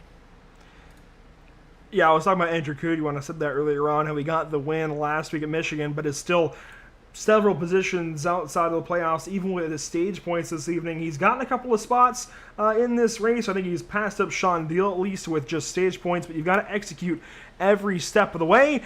Executing every step of the way on this restart is Merrick Watchorn. Another good lead down to turn number 1. Jack B. Ryan in tow. How about Colin Stone back up into the top 3? This is big for the driver of the 43. Springer on the inside, and there's 5th place. Derek Rolleveld. I told you he'd be one to watch for, but how about the 12 car? Logan Hamilton back into the mix. Yeah, Logan Hamilton overcoming some adversity earlier on in the race, finds himself almost back into the top 5. You see Rolleveld using the top side, trying to get by Springer there. Not going to do it. They're going to fall single file back all the way back to 6th, maybe further on back behind them. But coming up upwards now, almost 17 laps to go. You're going to see Hamilton go to the inside of Derek Rolleveld here, trying to see if he can make that work. He's not going to get that work as he falls back in line. We see a car scraping the outside wall behind Hamilton, but how many times today have we told the story of someone overcoming mid-race difficulties, having to restart from the rear of the field and making their way all the way back up to the front of the field? Hamilton has a little bit of a ways to go, sitting a little bit outside of the top 5 right now. Oh no, Andrew Coote! Coote into the outside wall. That is heavy contact for the driver of the 9. The So other driver many he'll cars. collect is John Fallon with him, a lot more with him. It's Ryder Schrauf once more. How many instances have he been involved in tonight? And it's a parking lot. We have several cars coming to a complete stop, waiting for the melee to cease. That might very well be our biggest incident of the night so far. I think that is in terms of impact. Noah Carmichael was lodged into the inside wall there. Andrew Coote, oh my gosh. I don't know what just happened, but let's take a look back and try and diagnose this. John Fallon was that car immediately to the inside of the 9 of Coote. Oh boy, there's going to be a lot coming at you momentarily. Joseph and Logan Hamilton, they almost made contact. That backs the 16 up to the inside of the 9, and Coote just slams the wall. I mean, just drove straight smack into the outside wall, and Fallon coming back up the racetrack is what collects everybody. Yeah, I mean, you saw John Fallon there after making that contact. I mean, he was spinning like a top, just across the front stretch here at Gateway. I mean, that was honestly really interesting to see because that's not something you see a lot. We're watching now the 16 of John Fallon out of the Virginia's club, seeing exactly what happens here. You see Coote into the wall. He clips, just airborne and just keeps spinning, collects Noah Carmichael and Ryder Schrauf, and then there's just more coming in. Oh, man. Purcell got a piece of that, but almost got through unscathed. You see the rest of the field coming through slowly. Just kind of looked like traffic backed up on an interstate right there, honestly. A lot of patience from a lot of those drivers, especially this late into the running. A part of you as a racer wants to hurry up and get past the incident in order to maintain some type of position on the racetrack.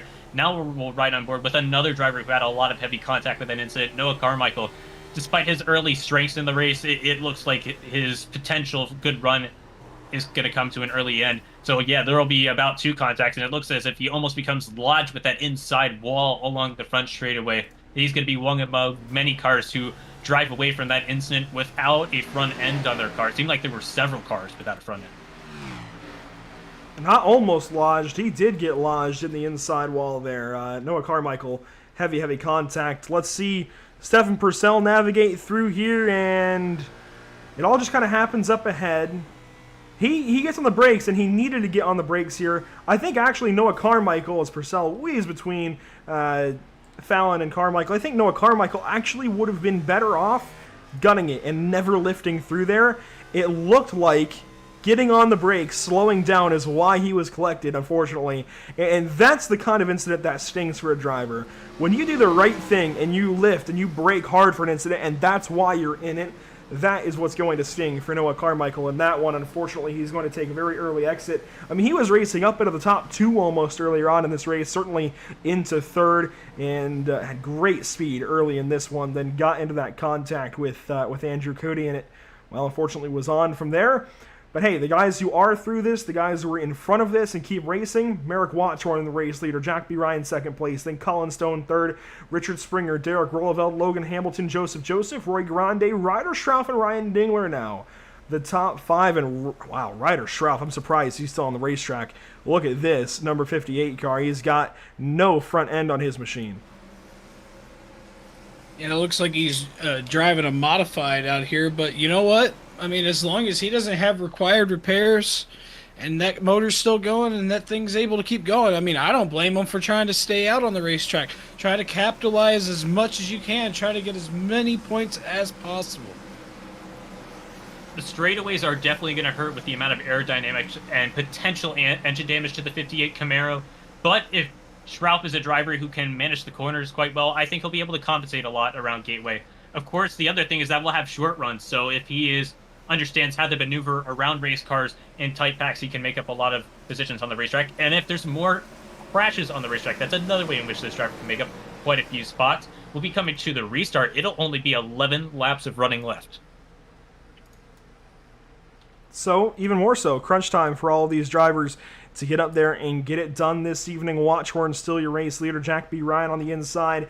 And this might be the money restart for these guys. This might be, with 11 laps to go, the time that they've got to get on the gas the best. They've got to get the most traction. Already green flag. Watchhorn off and away. He's going to roar past our speed shot, leading the rest of the field to turn 1. Lap 134 of 144.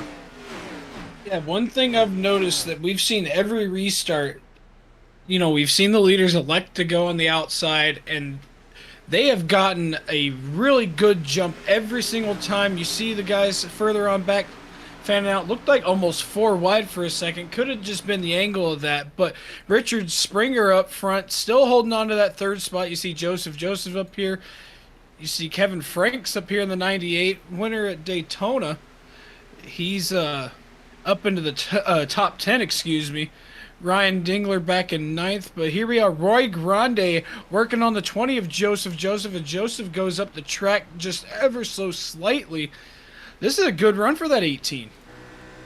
Yeah, he's challenging a driver who finished, I believe it was 3rd or 4th in that 2nd stage. Regardless, he had a top 5 run, and he's been very impressive for much of the running tonight. We do have an additional caution flag. One of the drivers involved is Stefan Purcell. It's going to be another case of drivers spinning off of the exit of turn 2.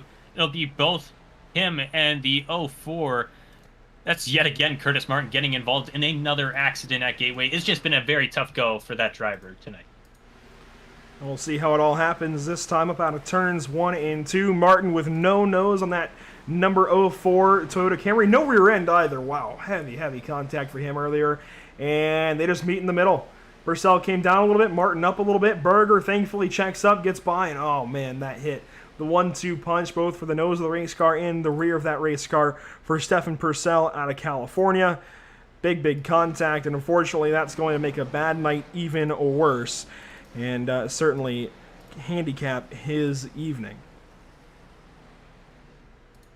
Yeah, definitely not what you want to see at all. You know, we see kind of how the car was handling there for Curtis Martin. You know, as you mentioned, he didn't have a front end or back panel to that race car. So, I mean, I can imagine that the car, you know, was a little tighter than, you know, per se, versus one that has, you know, all the panels on the race car. So definitely going up the racetrack there a little bit, as you saw, they met in the middle. So definitely a little bit of a disadvantage there for Curtis Martin, and unfortunately just brought out the caution here, and that's going to leave us with about, I think about 6 laps to go here when we go green. Yeah, that sounds about right, Trades. Regardless, it's going to be a short sprint to the end. Just as always, unfortunate, and it's just crazy that, you know, we've had a decent amount of wrecks tonight. It's been a little bit chaotic at certain points of the race. We've had a decent amount of clean runs, but it seemed like we got yet again a very other unique scenario in terms of how the accident unfolded. The other miraculous thing is tonight is, despite a decent amount of cautions tonight, is the fact that we still have 25 cars in the lead lap, only 5 guys not on the lead lap right now, and I believe we still have about 26 or 27 running on the racetrack right now, so a very impressive job. Yeah, most of the field's still out here. Several cars in the pit lane, so I think we've got only 4 that have parked it now. Those being John Fallon, let's see, yeah, John Fallon, Noah Carmichael, Nate Brooker, and Zach Arnold, because Taylor Butcher Benjamin is actually back on the racetrack. He is pacing with this field, and he's going to grab another spot, it looks like, considering Noah Carmichael is definitely not making it back onto this racetrack, unfortunately, after his incident with Ryder Schrauf and Andrew Cootie and such down the front stretch. So Noah Carmichael, I believe, will be done, and it's only 5 more laps that Taylor Butcher Benjamin has to run. It looks like he's just going to get Noah Carmichael for that 27th spot. It doesn't sound like much, but that's going to be an extra point in the pocket of Taylor Butcher Benjamin, which is going to go quite a distance when it comes to the full season. And again, consistency is key. You've got to be consistent and keep out on the racetrack and try and get all that you can. Yeah, you know, that's what I was saying earlier for Ryder Schrauf, you know, trying to stay out and get as much as you can out of it. You know, looking at Ryder Schrauf now, you know, with that damage, he's still slotting himself in 17th. You know, with all that damage, having no front end of that machine, he's still out there in the top 20. So, I mean, if he can salvage and try to stay up there, he's going to have a good points day, as you mentioned there, with Taylor being able to get back up. You know, getting that position on Noah and even Nate Brooker. Actually, Nate Brooker was done before Taylor got back out there. But, you know, just gaining every little position, staying consistent, you know, it's going to pay off in the long run. Perseverance is the name of the game for a lot of these drivers, and that's the kind of thing that it's going to pay off very much in a points format such as this, which rewards being consistent for much of a race. And Ryder Schrauf is an excellent example tonight, Trey, without a doubt, just because he's been involved one way or another in a lot of incidents. It's not, and I don't think a lot of them were, you know, necessarily his fault. It's just the nature of this racetrack sometimes. The confines can be very tight. It's just all around. It's the nature of Gateway, and yeah, well, I'm without a doubt just at this point in time ready and excited for what is going to be an electrifying 5 or so laps. We will have exactly that, 5 laps to go to the end of this race. 140, 141, 142, 143, and 144 all up ahead as we come around to complete lap 139 under caution and taking the green flag in just a couple of corners time. Merrick Watchorn, your race leader. Jack B. Ryan back up into a possibility to battle for the race win. Richard Springer, an amazing run for him so far this evening. It's gone kind of under the radar. He sits 3rd for this restart. Logan Hamilton in 4th, and Colin Stone, Derek Rollaville, Joseph, Grant Peterson, Ryan Dingler, and Kevin Franks. Your top 10 green flag back out. It's lap 145, laps to go at Gateway. Looked like some almost contact made between Logan Hamilton and Jack Ryan there as they went trouble into turn already. 1. Caution out already. That's going to be a green-white checkered attempt. Looks like Andrew Cootie into the outside wall. I'm sure he had some help. Oh, Taylor Butcher Benjamin looks like hard hit. We're going to take a look at that here and see exactly what happened there. Yeah, the point at which we caught up with Cootie does seem to indicate that he might have had a little bit of assistance, and he definitely got a heck of a shot into the outside wall. It probably was a hard hit. If I'd have to guess, probably critical engine damage to 9. He's going to look for the inside. This is a 3-wide overtaking attempt. Gosh. And he just wasn't as far to the inside as he could have been on Sean Deal, and unfortunately, it's most likely going to spark to the end of the day. Cootie is currently sitting on the pit lane, starting to observe his repairs. And as Trey Patton said, we're going to be on the border of heading into extra mileage here at Gateway. We'll get a view from a blimp this time and get a bit of a better perspective of what causes this caution flag. And Sean Deal, I mean, he turned into the corner. It's important to go back here a couple more times and take a few more studied looks at things. Let's see if we can get the right angle. I want to show what happens here on the restart with Andrew Cootie there in the number 9. He's between the 44 on the bottom, the 58 on the bottom as well. He gets a great jump right there. He sat back, though, and got that gap to Sean Deal. Sean Deal, middle of the racetrack. He's got Roger Shelton outside. At this point, he can move up. Might not know it. He lifts, turns in, and there's the contact. That's not going to sit well with Andrew Cootie. I don't think it's going to sit well with Sean Deal either. I'm sure from both of their cockpits, they're going to think each other is, or they're going to think themselves to be right in this one and each other to be wrong. This is a really, really hard one to dissect, but I don't know if there's really anybody you can blame. I think maybe Andrew Cootie shouldn't have jumped the restart, played the restart the way he did, but then goes to the inside, and Sean's going to turn in. Man, I mean, Andrew's there, and he's established himself for the corner, but I'm sure there'll be strong feelings both ways. Yeah, I don't know if Sean may not have known that Andrew, like, he may have known he was down, on the bottom, but I don't know if he knew that he was, right there at his door, or maybe he thought that Andrew was going to lift a little bit, maybe going into the corner to fall in suit, but obviously that was not the case there, and that's why we're under caution here. I mean, just a really rough hit there for Andrew Cootie. Yeah, as you both prescribed, definitely just a product of having to be aggressive late in the race. Does seem like Deal might not have been aware of the amount of real estate he still had to his. It would be his right side on the entry of the corner. Unfortunately, it's going to claim Andrew Cootie as a victim, and it will officially now put us into overtime. So here in the L-TAC Cup Series, we have the availability of 3 additional green-white checkers. So this race could go a little bit longer. We'll just have to wait and see how the cards are played by these drivers. Tension is going to be high, and aggression is going to be high on this next green-white checker restart. Absolutely. The 180-mile advertised race distance now being increased. And, well, these drivers have to make sure they've got tires to go the distance. Everybody's pitted, it looks like, 5 times up in the front. The only one who is not, well, actually, Jack B. Ryan has pitted 4 times, so I believe that would be all 4 sets of tires that he could have put on that race car, and everybody else has pitted about 5 times or more, aside from Colin Stone. So it's interesting to me that he's at least got 1 set of tires to his name. And boy, if only he could shop those around, right? Make a quick buck off of somebody needing some tires here at the end. But boy, if he had taken tires just a few cautions ago, sure, he might have been in the line of fire for some of those incidents, but he could have some really good tires compared to the rest of the guys he's racing, all on 40-lap tires or older.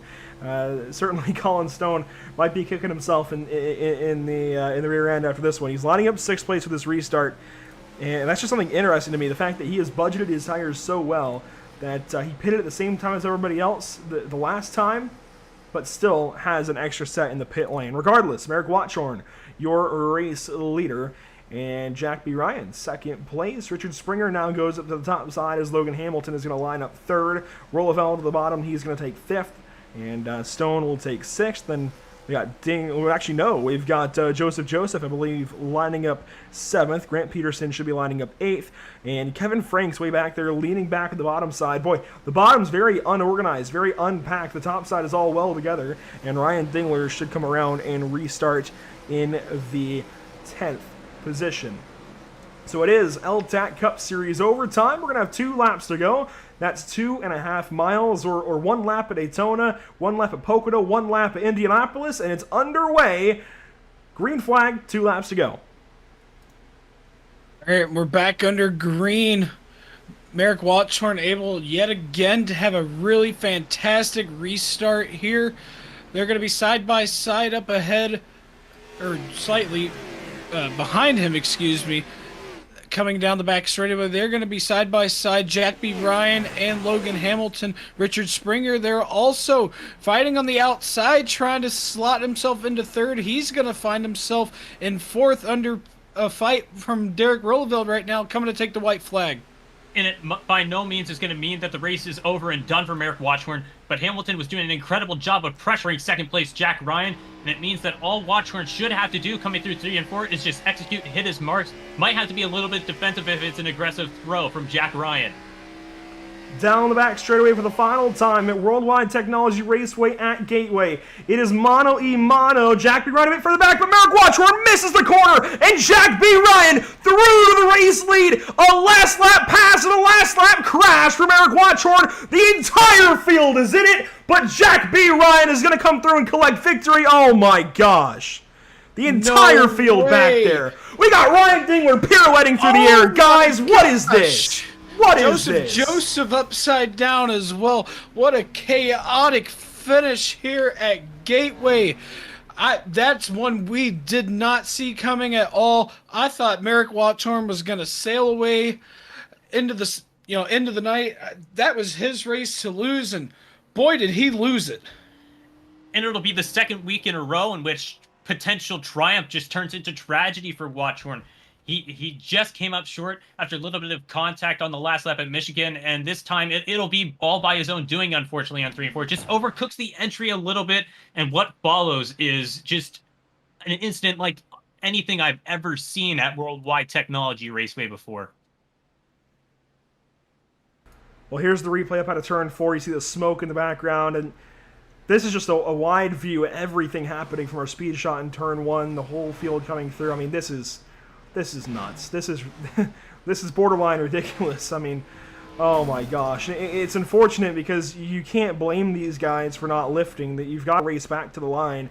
And you know what? This is why we no longer race to the start-finish line in stock car racing widely across the country. That's exactly why, because that is what happens. But Merrick Watchorn just beats himself into turn 3, and he's got nobody to blame but himself. He comes down the racetrack, Logan Hamilton already there. A bad situation for Watchorn gets a whole lot worse, and this is what happens as a result. This is, oh my. I mean, everybody wants to finish the race as high as they can. Everybody's trying to fight for their finish position, and geez, Joseph. Clint Boyer-esque.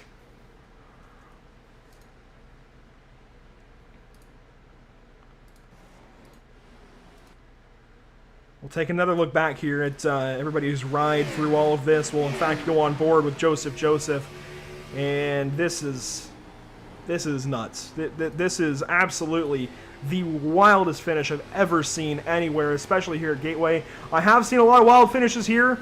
NASCAR's seen a lot of wild finishes here, but this takes the cake.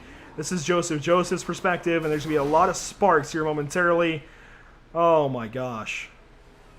Yeah, I'll tell you what, another wild ride I'd like to go on board with, Ryan Dingler. I mean, he went up and go. I mean, he did like 13 flips in the air, went end over end. I mean, that wreck was unreal. I mean, it was spectacular. Here we go, on board with Ryan Dingler. We're going to start from the back straightaway going into turn 3. See the 23, Frank Flores to his inside. Gonna go 3 wide. Dylan Breton gonna go through the middle there. You see the wreck up ahead, full steam ahead. He's just gonna go there. They're wrecking in front, nowhere to go. Oh man, it looked like he was almost gonna get it, and just, oh my goodness. Miraculously, that car is vertical a couple of times in that instant. That's even on iRacing.com, where sometimes the wrecks can be incredibly insane. That is unlike anything I think I've ever seen before on iRacing. Just absolutely insane to have 3 or 4 cars flipping coming to the line at Gateway. One more time, you know, in all the calamity, we forget the guys that walk away with success, such as Logan Hamilton. Hamilton's able to walk away with 3rd place, and oh so close. Watchorn comes down the track just because of how loose he is into Hamilton, and Hamilton comes across the line without a front end, still able to retain the final spot in the podium. And after the difficult day he had, I'm sure he's going to be incredibly happy to walk away with the podium. And sure, it could have been a little bit more for him. I'm sure he wants that race win, but 3rd is going to pay a lot of points tonight. Yeah, I mean, that's that. I think for what we can try and diagnose from this. Oh, Colin Stone. I'm not sure if that's congratulatory or angry after the line there with Logan Hamilton, but boy, that is one way to cap off a race here at Worldwide Technology Raceway at Gateway. Certainly, one heck of a finish, and one that we're going to remember for a long time here in the L-TAC Cup Series.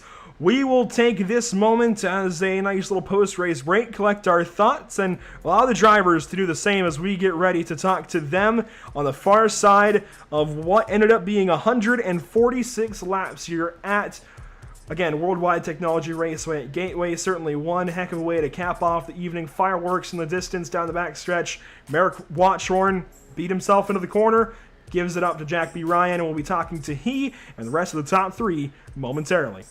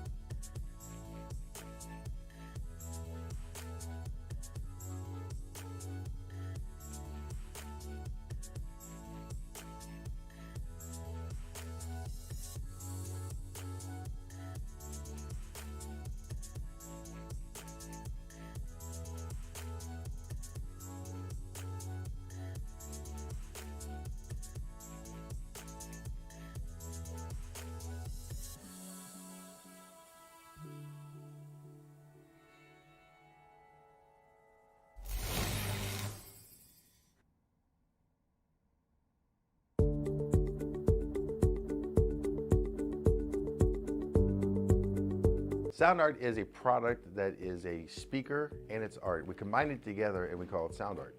What makes it so unique that any picture can be your speaker? Sound art gives you the high quality sound without the ugly speaker. This isn't a picture with a speaker, the picture is the speaker. Just imagine your wedding picture uploaded onto a canvas and now it's speaking 10,000 tunes. I mean, it's a very cool concept. What we like so much about it that you can take anything that means something very special to you, upload it on the canvas, have it hanging up in your room, your balcony, wherever you want to put it, and now it's a speaker. I mean, how cool is that? It's something that we have that and no one has. No one has this product. It's just a great gift to give anybody. It's just a neat concept. Around here we say, art never sounded so good.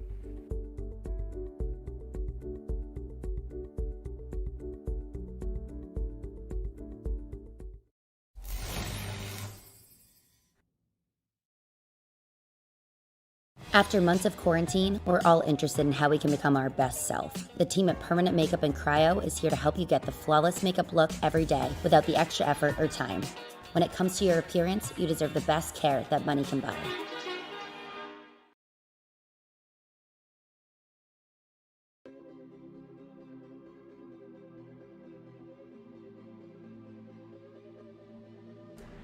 In what can only be described as calamity, Merrick Watchorn beats himself off into turn number 3 and gives this race up in exciting fashion, certainly, to Jack B. Ryan. And we have the driver of the number 2 ready to jump in and talk to us. And Jack B. Ryan ran a great race all night long, wasn't always up in the front. I think even beat himself earlier on in this race into turn number 3, much like his competitor of Merrick Watchorn.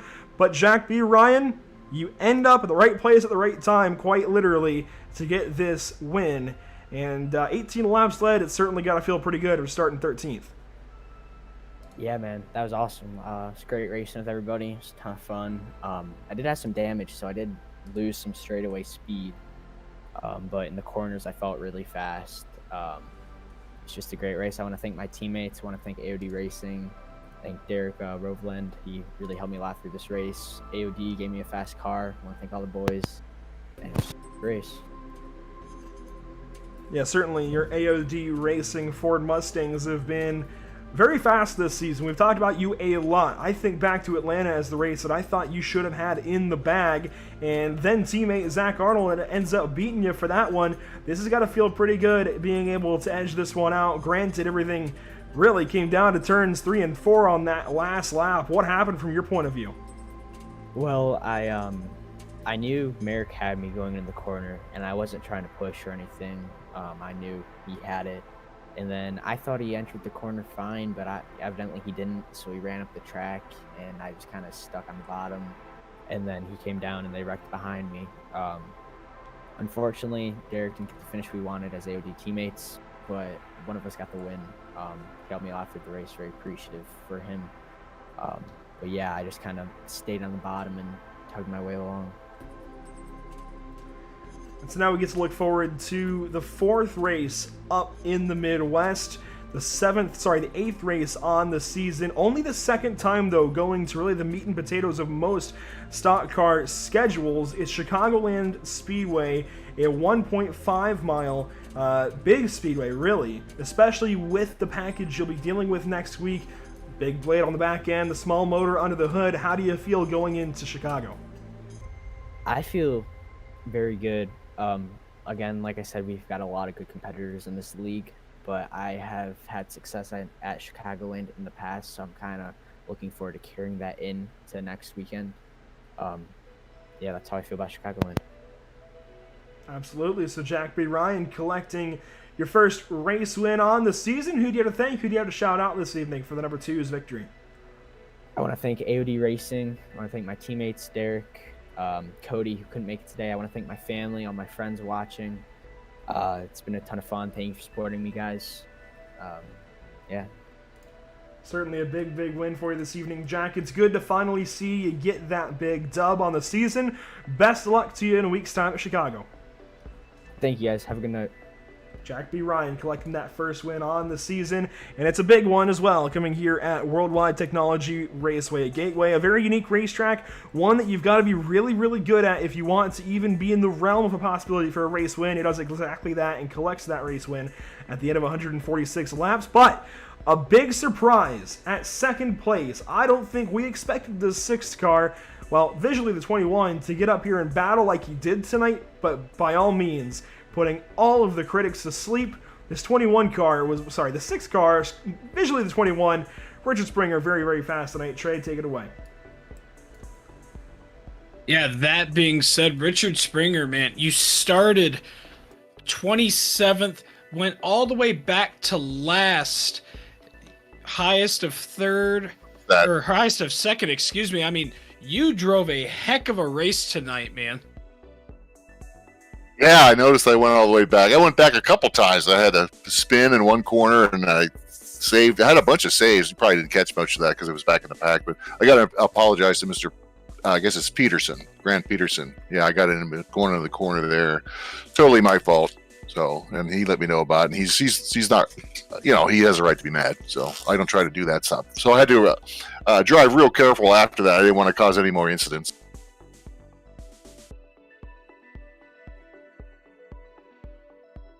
So, I mean, with the second place finished, or sorry, go ahead. Supposed to be 40th, but I wasn't on there for some reason. I missed. I didn't run the road course or what was the other one? Milwaukee. Oh, okay. But yeah, I mean, definitely a second place finish tonight, and I believe you ended up getting some stage points as well. So you were able to capitalize on, you know, maybe some missed races and some missed points. So definitely, you know, coming that close to a win there. I mean, did you expect that wreck right there to happen on the final lap? Oh, in fact, Merrick is in the same chat with us, and his brakes. He had no brakes going to the corner, and all of a sudden I see him way up high. And then I see him right in front of my nose. So I had to turn to miss him and managed to get through for second. So that was kind of a gift in that sense. So, yeah, that was really something there at the end. I don't really care for flat tracks like this. I'm much better on the super speedways.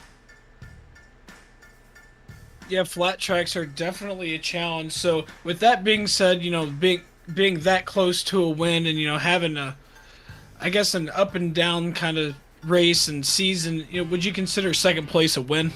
That's a great finish. That's far. I don't really go into think about finishing when I go in a race. I just think about driving. So if you get a finish in the top 5, anytime I get that, I'm happy with that. Yeah, top 5s are definitely good, and you know, just even a top 10, but definitely second place finish plays out very well in points. So with that momentum going into next week at Chicagoland, what can we expect from you going into Chicagoland next week? I like Chicagoland, but I'll probably do the same thing I always do. Start at the back. Try to this time. I think we had a caution on the first lap, and I was way back, so I avoided all that mess. And you know, sometimes just avoiding the cautions and wrecks is a big part of finishing well.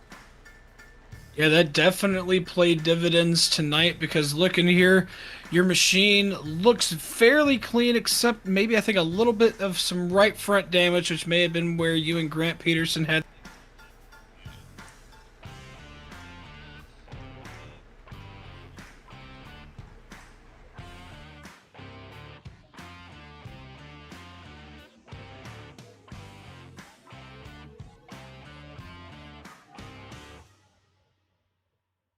And we got Corey Rexford on social media tonight, so we got a full crew tonight. Okay, and then we have Taylor Butcher Benjamin has his own Twitch stream, and so does writer, I think it's Shroof. I call him Roofy. Anyway, so he's got one too. So if guys can check out their streams, it's kind of fun to hear us talk during the race. Man, so we're gonna go ahead and let you go, and congratulations on your second place finish, and we look forward to see what you got at Chicagoland next week. Well, thank you very much. I'll talk to you later. All right, not a problem at all. That second place finisher, Richard Springer. And we're going to hand it over to Trey Shuttlesworth for third place finisher, Logan Hamilton.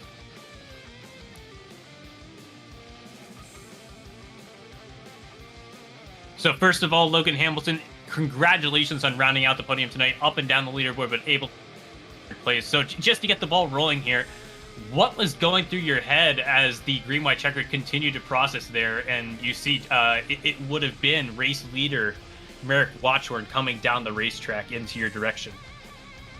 I was sitting there in 3 and 4 on the last lap, and I was kind of sitting there. I'm like, maybe he'll send it and get into him, and I can steal this thing. But it was a good race.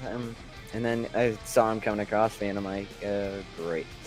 So he came across and got into him, and then I basically just had to get on the gas, or else I was gonna finish like 20th. So I got on the gas. I think I killed Rolleveld, but first top 5 of the season. It's been my last stage luck has not been great this year. It continued today with my penalty at the beginning of the last stage, but we were actually able to work our way back through and get my first, or the top 5. Speaking of the penalty, which was a restart violation, what did it take both mentally and strategy-wise to get yourself in a position to be able to contend for the race when they're near the end of the race? Well, I got really lucky with that yellow there. I think it came out about 1 or 2 laps after I got my penalty, and so I got away with that, and then I was able to come down, came in and topped off my tank, because I didn't know, we were still pretty close to making it at that point, and for a while there I thought I was going to be the only one in the top 5 that can make it, but we ended up getting so many cautions that everyone made it on fuel, and it wasn't really an issue. But my teammates were really great. Roger Shelton especially was always talking me through it. Every time I got nervous, he'd just be like, just take a deep breath, you'll be fine, and we were able to get there. Sorry.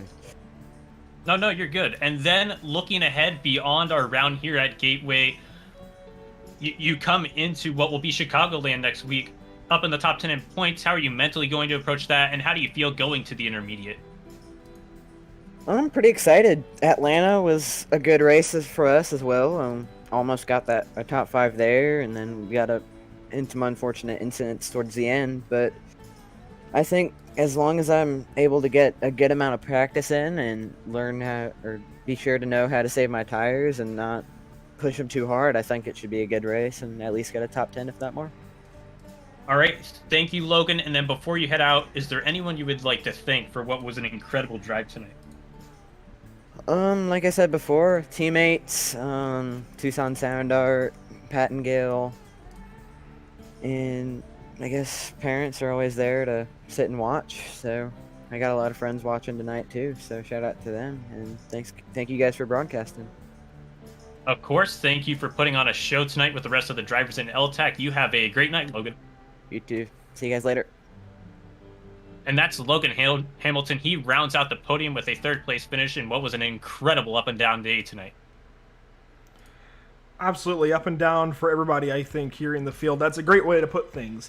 and definitely caps off a very, very interesting evening. Apologies if we had some cutouts there with the audio for the second interview. We'll talk to Springer and get a post out on social media. But boy, what a way to cap things off, and certainly an explosive finish down the front stretch. A lot going on, and I think it all just comes down to Merrick Watchorn again making the mistake and beating himself. That's what it comes down to. You can't beat yourself. I think that's one of the big things you always have to be worried about in racing is, racing the racetrack, beating your competition, not yourself. And unfortunately, that's what gets the 91 at the end of this one. Let's take a look down our race results this evening. Trey Patton, Jack B. Ryan finally grabs that win that he's been looking for all season long. Richard Springer, second place, an amazing run for Richard. He's not even in the top 30 of points, comes in way down the line. I don't think he's running a full schedule. Big points night for him. We'll see if he does go full-time the rest of the season. Logan Hamilton garners himself a third-place finish. We talked to all three of those guys. Grant Peterson comes back after that lap 1 miscue, finishes 4th position this evening. Colin Stone, how about that top 5 for the driver who started in 5th place as well?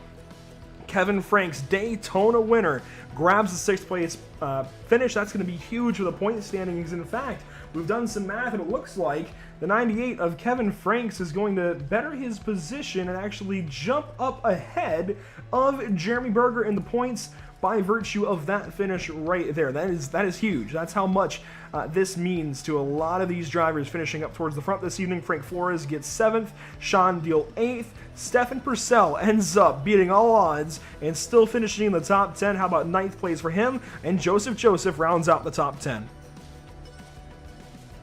11th through 20th, Roy Grande finishes 11th, Roger Shelton in 12th, Merrick Watchorn after blowing turn 3 and 4 rounds out 13th, Ryder Schrauf 14th, Curtis Martin 15th after being caught up in a few incidents. Ryan Dingler, after flipping up across the line, finishes 16th. Jeremy Berger is 17th. Robert Pattengale in 18th. Anthony Musati in 19th. And our points leader, Holden McGill, rounds out our top 20. So next we'll look at the final 10 in the running tonight from Worldwide Technology Raceway. Brett Fisher is the first of those 10. 21st position for him. He'll be followed by Barrett Guphold, driver who made his way into the top 10 a couple of times and just wasn't able to relatively avoid accidents for the most part. Derek Rolleveld also showed pace early in the race, but just seemed to fall off from time to time and also got involved in some incidents. Dylan Breton will be the first car not to finish on the lead lap, put him in the 24th position, 1 lap down. And then Andrew Cootie was involved in several incidents involving, well, one that basically ended his evening, which in turn caused the green-white checkered as he had a run-in, one of many. And then you look at 26th position, Taylor Butcher Benjamin will finish 14 laps down, and he was another driver who just had difficulty avoiding incidents as we got into the middle stages of the race. Noah Carmichael's date came to an end following some contact with Andrew Cootie. He'll be followed by John Fallon, who also is 17 laps down as he goes on to finish in the 28th position. Nate Brooker, no luck for this driver for this season, yet he's somehow still sitting 14th in points despite all of his poor fortune, 29th position. And then Zach Arnold rounds out the field, still going to retain a position in the top 10 in points as of now, though. So there are all 30 finishers this evening. Before we go, of course, we have to remind you that all Pit Stop TV broadcasts are brought to you by Tucson Sound Art, your picture, your music. Use promo code PitStopTV at checkout for 10% off of your wall-mounted sound art device today. By Race Pace. Pick up pace with Race Pace, a driver development setup shop and... Sorry, I totally botched that one. Pick up pace with Race Pace. There we go. A community-driven setup shop and driver development program all in one. By Permanent Makeup and Cryo in Maine, where you deserve the best care that money can buy. And by Whiplash Media, the official graphic and camera provider of Pit Stop TV. Boy, it was a bit rough all around, wasn't it? Even trying to get words out there at the end. But all around, I think a really good day of racing. Maybe out to lunch after lap 144. I think the advertised distance was great. We'll decide on that green-white checkered a little while later on, but certainly finishing this race in exciting fashion nonetheless. Well, exciting and interesting to say the least. I mean, I didn't know what to expect coming to the green, white, checkered there, and I've always been told expect the unexpected, and let me tell you, that finish right there, getting another look at it here, I mean, I was not expecting to see Joseph go upside down across the line, and as you're going to see here, again, Ryan Dingler just completely slingshot into the air. I mean, that's just not something you see every day. The unfortunate part of the violent visuals that you're witnessing from the accident is that it overshadows a bit what happened coming to the start-finish line in the battle for the win, as Merrick Watchorn overshoots the corner a little bit. We were speaking to Richard Springer, and he said that his teammate Watchorn just didn't really have a lot of brake input for whatever reason, and that's going to result in him overcooking the corner, and that'll be the end of his day, causing this incident. And then Jack Ryan is the driver who walks away with the victory tonight. So just all around, I don't think you want to see cars get torn up, especially when it does overshadow that compelling battle to the victory. Yeah, it definitely does kind of put a stain on things, and you know what, I'll even admit, from my point of view, kind of dampens what was a really good day of racing. A lot of talking points all race long, and certainly through those first couple of stages, even with the lap 1 incident there with Grant Peterson and Joseph, a lot of great racing, a lot of great battles, a lot of great strategy storylines as well, trying to figure out what you should do with tires. That is certainly always very, very interesting. Here's the replay of Watchorn just into the corner, and I'm sure those rear tires are chattering. I mean, these are all very old tires. I wonder if it's a mix of a little bit too much rear brake, maybe a little bit just overdriving the tires. I think this actually was a lap prior, so this should be coming around to take the white flag. But we can actually watch it as we come through and wrap up this broadcast. But once more, Trey Patton, Trey Shuttlesworth, just a really, really odd evening here at Worldwide Technology Raceway Gateway. I think that's a great way to put it. But overall, a great night of racing.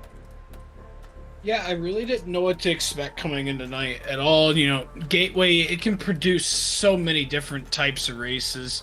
You have some races that I've personally participated in that we went green the entire time, and then I've had some to where it was complete. I mean, it was basically a demo derby, and then I've had some that it was kind of like tonight. Like the first little bit was okay, and then you had a long green flag run, and then you come to the end, and you just have a parking lot at the end of it. So I mean, you really don't know what this racetrack's going to produce. Overall, I think the fun part about coming to Gateway tonight was just the fact that drivers were punished for the mistakes they made very greatly, because oftentimes you have a driver right on your doorstep if you make that mistake, and then you have an entire straightaway to try to defend. But it just can be an incredibly difficult place to hold off drivers, and to even attack, you have to be very daring sometimes to try to pull off an overtake, just because the outside line can be so effective. So you combine stock cars with Worldwide Technology Raceway, and it makes for a very fun and compelling show, and I'm glad we got that tonight. And at this point, it's just, we get to look forward to an intermediate track in at Chicagoland, the very bumpy and very, well, quite frankly, the opposite of tame. Yeah, we get to look forward to another big night of racing in 1 week's time. Here is that incident. What kind of starts it? You can see the car kind of pitches it a little bit, almost like it's getting a little bit free. Man, it's so hard to say. What really does everybody in is where Merrick just comes back down the racetrack. He's racing to the start-finish line just like anybody else. He wants to close that door on Logan Hamilton. Unfortunately, he does close the door, but Logan's foot was already through, and that one is going to hurt in the morning for everybody, and that's what starts us off. And man, tears up a lot of really good race cars here at the end. Thankfully, they didn't have far to go to get to the end, but still, massive accidents. That does conclude our coverage tonight, however, of the L-TAC Cup Series at Worldwide Technology Raceway at Gateway. We at Pit Stop TV thank you for tuning in and joining us for tonight's action, and we hope you enjoyed tonight's broadcast. Tune in next Friday for the 8th race of L-TAC's 2021 season at Chicagoland Speedway in Joliet, Illinois. The channel stays active weekly, and you can catch a variety of racing through the coming days. The BRP iRacing Series opens the month of March at Lernerville shortly before the Pacific Challenge attempts to tame Mount Panorama on Monday. Operation E-Motorsport goes Tuesday evening wine tasting on the curbs of Sonoma Raceway before the Bluegrass iRacing Series visits Earnhardt Country at Talladega Superspeedway on Wednesday. Make sure to follow us on Facebook at www.facebook.com/pitstoptv, on Twitter at pitstoptv_, on Twitch at www.twitch.tv pit_stop_TV, and on YouTube at www.youtube.com/C/pitstoptv1. For all of Pit Stop TV, Trey Patton and Trey Shuttlesworth on the mic with me this evening, Corey Expert on our social media coverage. I am Andrew Cardinale IV. Thank you, and we will see you next time.